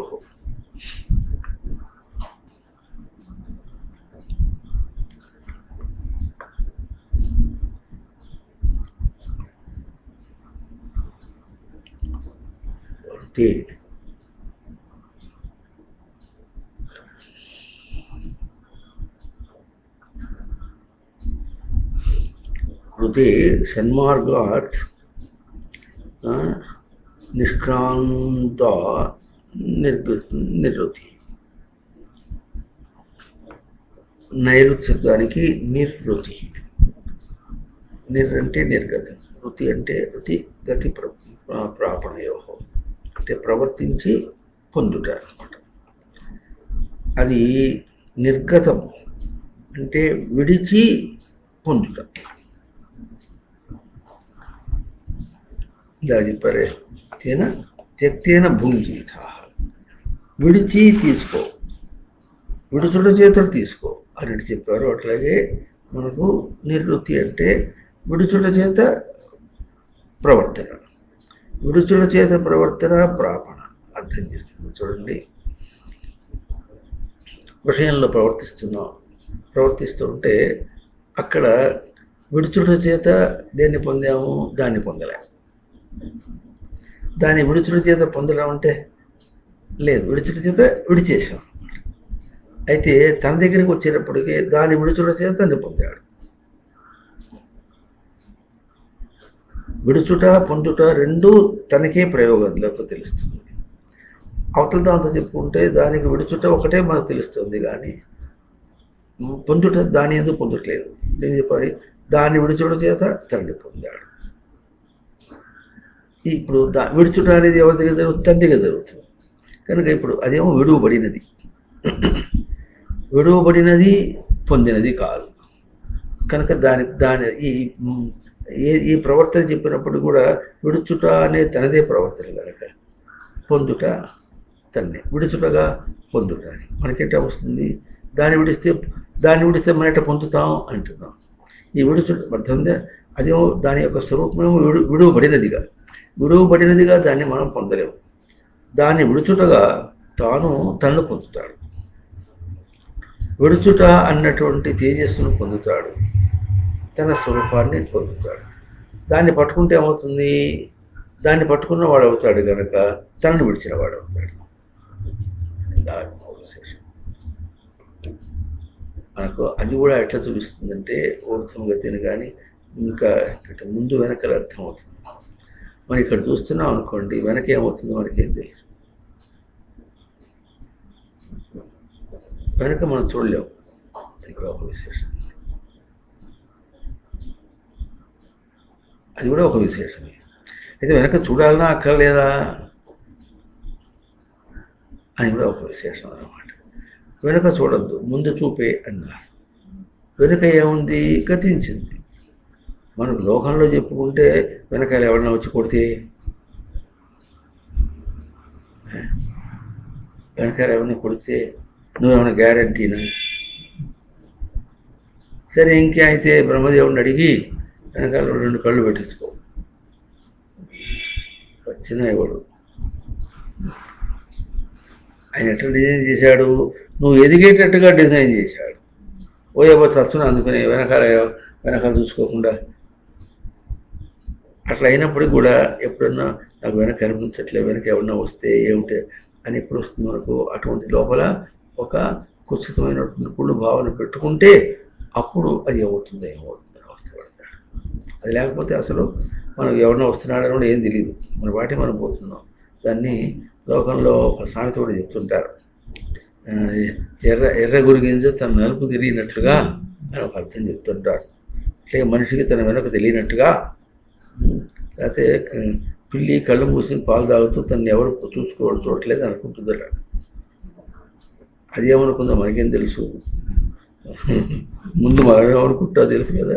తను ముందుకు పోతూ వెనక తనకి ఎవరు ఉన్నారనుకోవటంలే.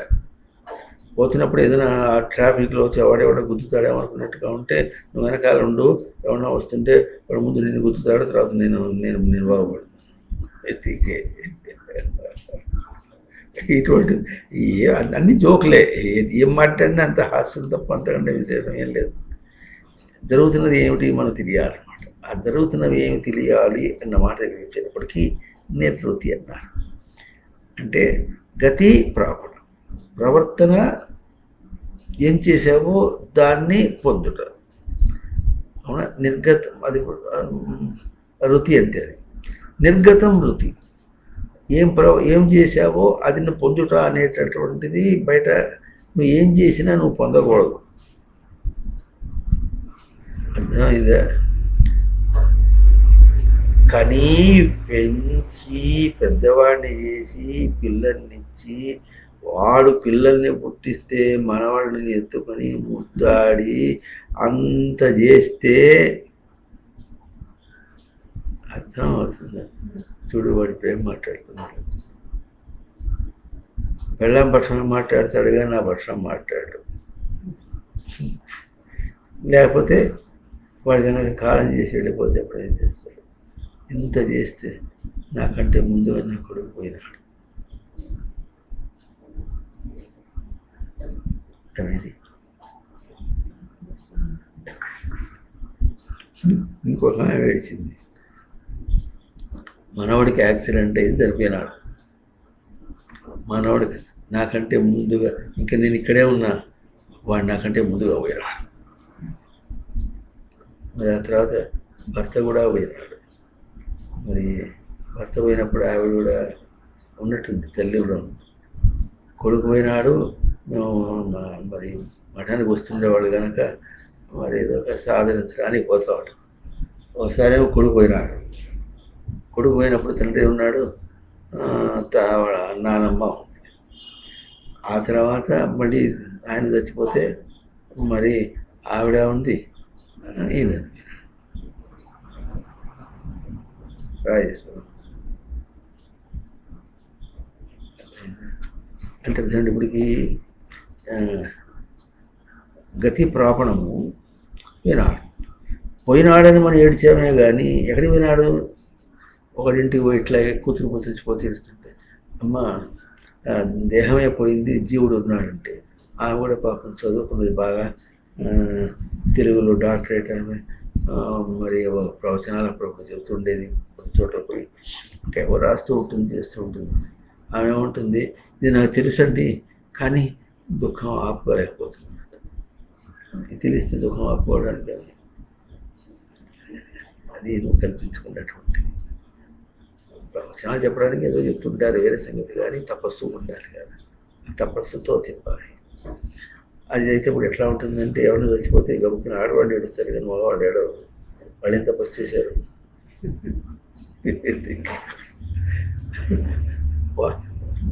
వాడు చేయని తపస్సు వీళ్ళు ఏం చేయలే, వాడు చేసిన తపస్సు మగవాడు చేసిన తపస్సు వీళ్ళు ఏం చేయలే. అంటే ఎంతైనా ఆడవాళ్ళు లేకపోతే పెంచిన అన్నమాట. తన పిల్లలు పోతే పెంచే ఏడుస్తారు బాగా. అమ్మ పోయినా నాన్న పోయినా, ఇంకొకప్పుడు అత్తగారు పోయినా మామగారు పోయినా కూడా ఆయన అట్లా బాగానే ఉంటాడు. ఈవిడ ఏడుస్తుంది, అత్తగారు పోయిందని మామగారు పోయిందా అని ఏడుస్తుంటుంది.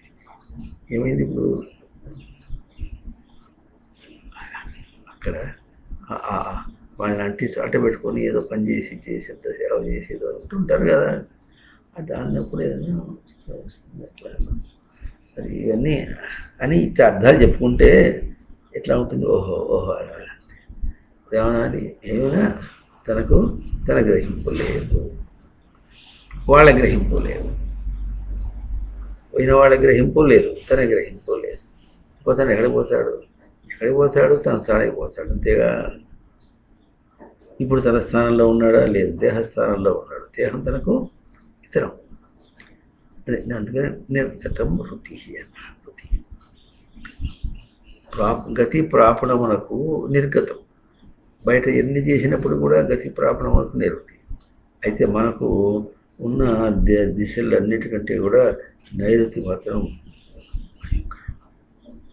ఇక్కడ యముడు ఉంటాడు.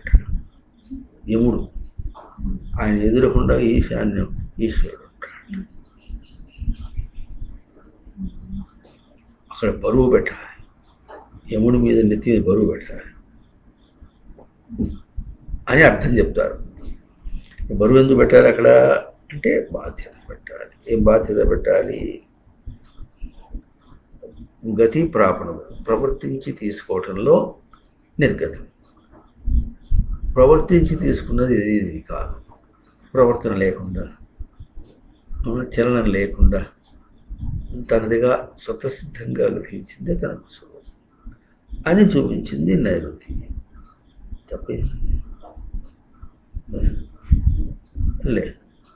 ఇప్పుడు ఈ నైరుతి ఎక్కడ ఉంది? పడమర కాదు, దక్షిణము పడమర. దీనిలో ఎట్లా చెప్పుకుంటాం మనం ఈ క్రమంలో? దక్షిణము పడమర.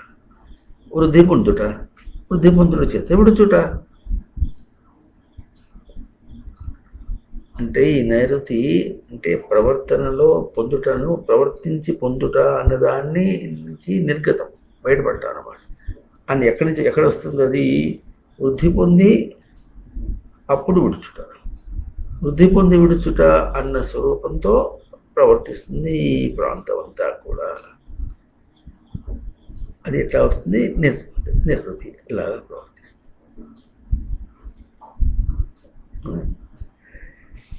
ఇప్పుడు దీనికి ఎదురుగా ఈశాన్య లక్షణం.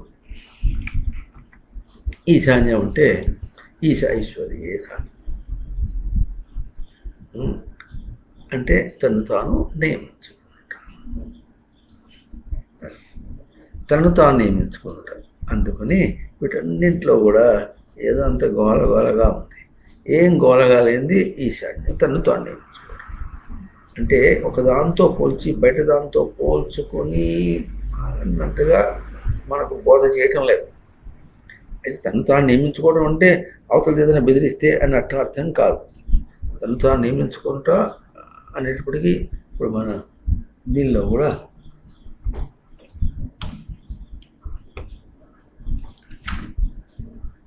ఇదంతా దాటి ఇచ్చేవాడు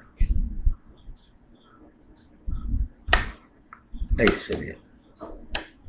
తను తాను నియమించుకోవటం అన్న మాటలో అర్థం మనకు సాధారణంగా లోకంలో అర్థం కాదు. ఎట్లా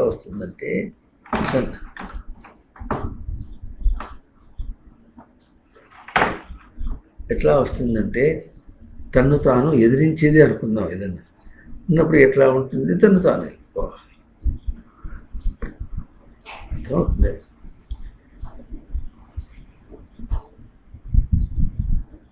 సముద్ర తీరంలో నిలబడి అలలు వస్తుంటే కింద ఇసుకని గీసుకుపోయినట్టుగా ఉంటుంది. మనం నొక్కి పట్టాం కనుక అది లేకపోతే మామూలుగా షాపుకి వెళ్ళిపోతుంది.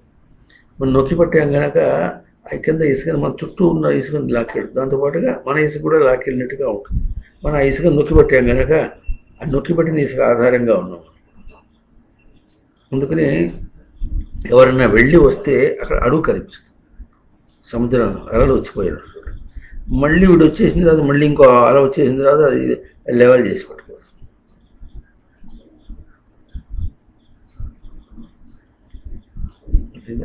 అందువల్ల ఈశాన్యం అనే మాట ఎటువంటిది? తను తాను నియమించుకోవటం అనేటటువంటిది చాలా ఇప్పుడు ఈ ఈశాన్యం అనేటప్పుడు అది ఎక్కడ ఉంది? ఉత్తరము ప్రతీచి కాదు, ప్రాచి మధ్యలో, తూర్పు మధ్యలో ఉందన్నమాట. అంటే అదేంటంటే ఉత్తరం అంటే దాటుట చేత ప్రతీచి చేరుట. అప్పుడు మనకి ఎట్లాగైతే ఆగమనం అన్నమాట. అప్పుడు విషయ ఆగమనమా లేకపోతే తనకు తన ఆగమనమా అనే ప్రశ్న వేస్తే మనం బయటగా సూర్యుడిగా చెప్పినప్పుడు ఆగమనం ఎట్లా వచ్చిందో, అప్పుడు తనకు విషయంతో ప్రవర్తిస్తూ అది వచ్చింది అని అన్నాం అనుకోండి, అది ఎటు చెప్పావు? దాన్ని చూసి ఆగమనం చెప్పావా, తన గ్రహింపును ఆగమనం చెప్పావా? తన గ్రహింపు తనకు ఆగమనం అయితే అప్పుడు అక్కడి నుంచి అది వచ్చిందని చూసి చెప్పావు. ఏదైనా తన గ్రహించుకుంటూ తన గ్రహింపును అక్కడ చెప్పావు. ఎందుకని ఎన్నో విషయాలు వచ్చినాయి అన్నప్పుడు ఆ వచ్చుట అనేటువంటి తనకు తాను వచ్చానని గుర్తించడమే అర్థం అక్కడ. కానీ మనకేం తెలుస్తుంది? పడితే అన్నట్టుగా గ్రహిస్తుంది. అయితే మనకిచ్చే సెన్స్ ఎట్లా ఉంటుంది? తను తాను వచ్చి కూర్చున్నాడు, తనకు తాను వచ్చాడు. అది మనకి ఎప్పుడు తెలుస్తుంది? దాటుట, నిరంతరము దాటుట తెలిస్తే అప్పుడు దీన్ని నియమించుకుంటే, దీనిగా నియమించుకుంటే అప్పుడు తనకు ఆగమనమేమో తెలుస్తుంది. ముందు ఆగమనట మొదలుపెట్టాం మనం, విషయంతో ఆగమనం మొదలుపెట్టుకున్నాం అనమాట.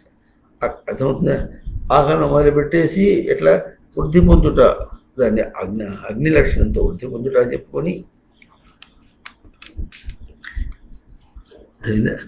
అగ్ని లక్షణంతో వృద్ధి పొందుటగా చెప్పుకొని, ఆ వృద్ధి పొందుటలో నిర్వృతి అంటే తను ప్రవర్తించి పొందుట కంటే కాకుండా తను ఎట్లా స్వతసిద్ధంగా అన్నటువంటి అర్థంతో తాను ప్రతీచి అంటే విడిచినా కూడా ఉన్నా, ఈ ఆగమనమును విడిచినా ఉన్నా.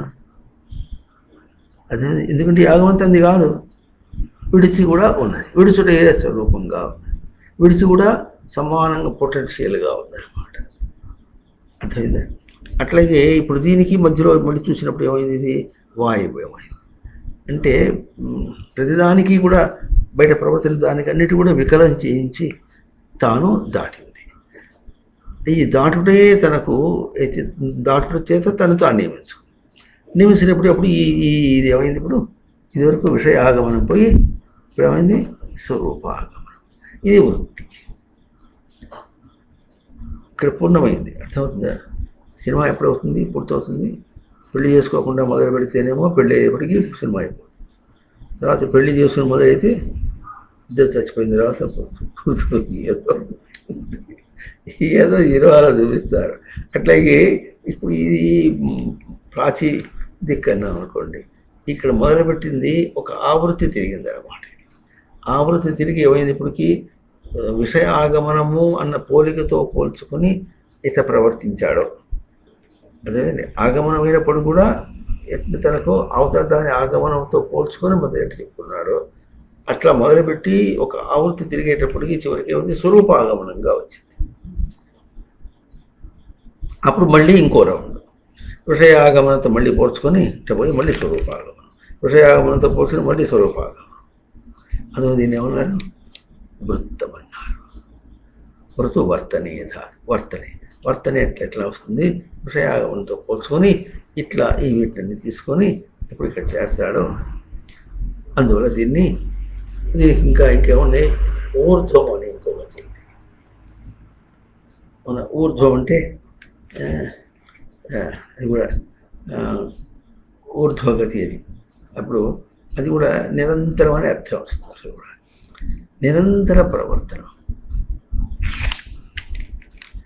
ఇక్కడి నుంచి ఇదంతా ఊర్ధ్వగతి. అర్థమైందా? అందుకని మనకు దీనిలో చూపించినప్పుడు ఇప్పుడు 8 దిశలు ఇటు చెప్పుకున్నాం ఎట్లాగో. అర్థమైందా? ప్రాచి తూర్పు దిక్కు నుంచి మొదలు పెట్టుకుని 8 దిశలు ఇట్లా చెప్పుకొని ఇట్లా తీసి మళ్ళీ ఏం చేసినప్పుడు దీన్ని స్వరూపాగమనం అని చెప్పు. అందువల్ల అది ఇప్పుడు ఏమైంది? ఊర్ధ్వం. అది ఉత్తర గతి. ఆ ఉత్తరగతి ఊర్ధ్వగతి. ఇప్పుడు దానికంటే అధ అధ అన్నట్టుగా ఇంకొక గతి ఉంటుంది, ఇంకొక కోట.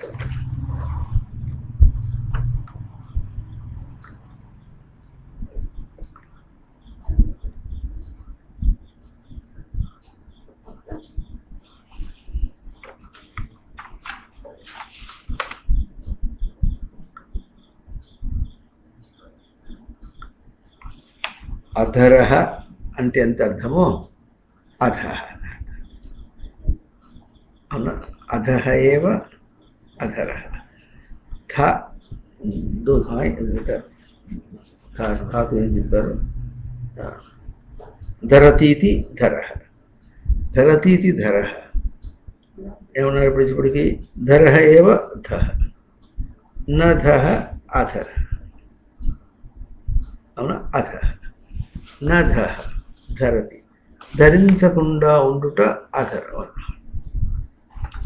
ఏమి ధరించకుండా ఉండాలి? ఇవన్నీ ఊర్ధ్వం కూడా ధరించకుండా ఉంటే అధర.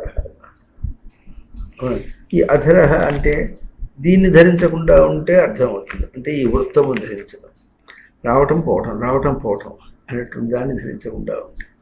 అందుకని దీన్ని పోల్చినప్పుడు చివరికి ఏమైంది? ఇదేమో ఉత్తరము ఊర్ధ్వంతో పోల్చుకున్నట్లాగో, ఇది దక్షిణం ఏమైంది? ఇప్పటికి అధరమైంది. తిరుగుతున్నప్పుడు మనకి ఇది పైగా ఉన్నట్టు, ఇది కిందగా ఉన్నట్టుగా తోచింది. ఇది తూర్పు, అర్థం ఉందా? ఉత్తర దక్షిణ చూడాలన్నారు అని ఉన్నట్టుగా మనం తోస్తుంది, అంతేగాని ఇది వృద్ధి పొందటం. ఎప్పుడు వీటితో సంబంధం లేకుండా ఉన్నదో వృద్ధి పొందటం. అందుకని ఇప్పుడు ఊర్ధ్వ అధరములు తనకు ఆధారంగా ఈ దిశలో, అంటే భూమి దిశలో వస్తున్నాయి అన్నమాట. అర్థం ఉందా? దీని వాళ్ళు ఇప్పుడు ఉత్తర ధ్రువము అంటే దక్షిణ ధ్రువం అని చూపించుకుని వచ్చారు. ఇప్పుడు దీన్ని ఊర్ధ్వము అధరం, అధః ఊర్ధ్వము అధః. అంటే ఈ ప్రవర్తన అంతా కూడా ధరించకుండా ఉండడం అనేది ఒకటి, దాటుట ఒకటి. ప్రవర్తనను దాటుట ఒకటి, నిరంతరము దాటుట ఒకటి, ధరించకుండా భారం తనది కాకుండా ఉండటం అన్నమాట. ఉండటం అనేటటువంటిది ఎట్లా ఉన్నారు? అధశబ్దం అన్నారు. ఈ విధంగా 10 దిశలు అని చెప్పినప్పుడు కూడా ఒక్కొక్క దిశ ఏమైంది? తనకు దశ అయింది. తను వ్యక్తం చేసుకోవటానికి అయింది, తనతో పోల్చేది కనుక వ్యక్తం చేసుకోవడానికి అయింది అని.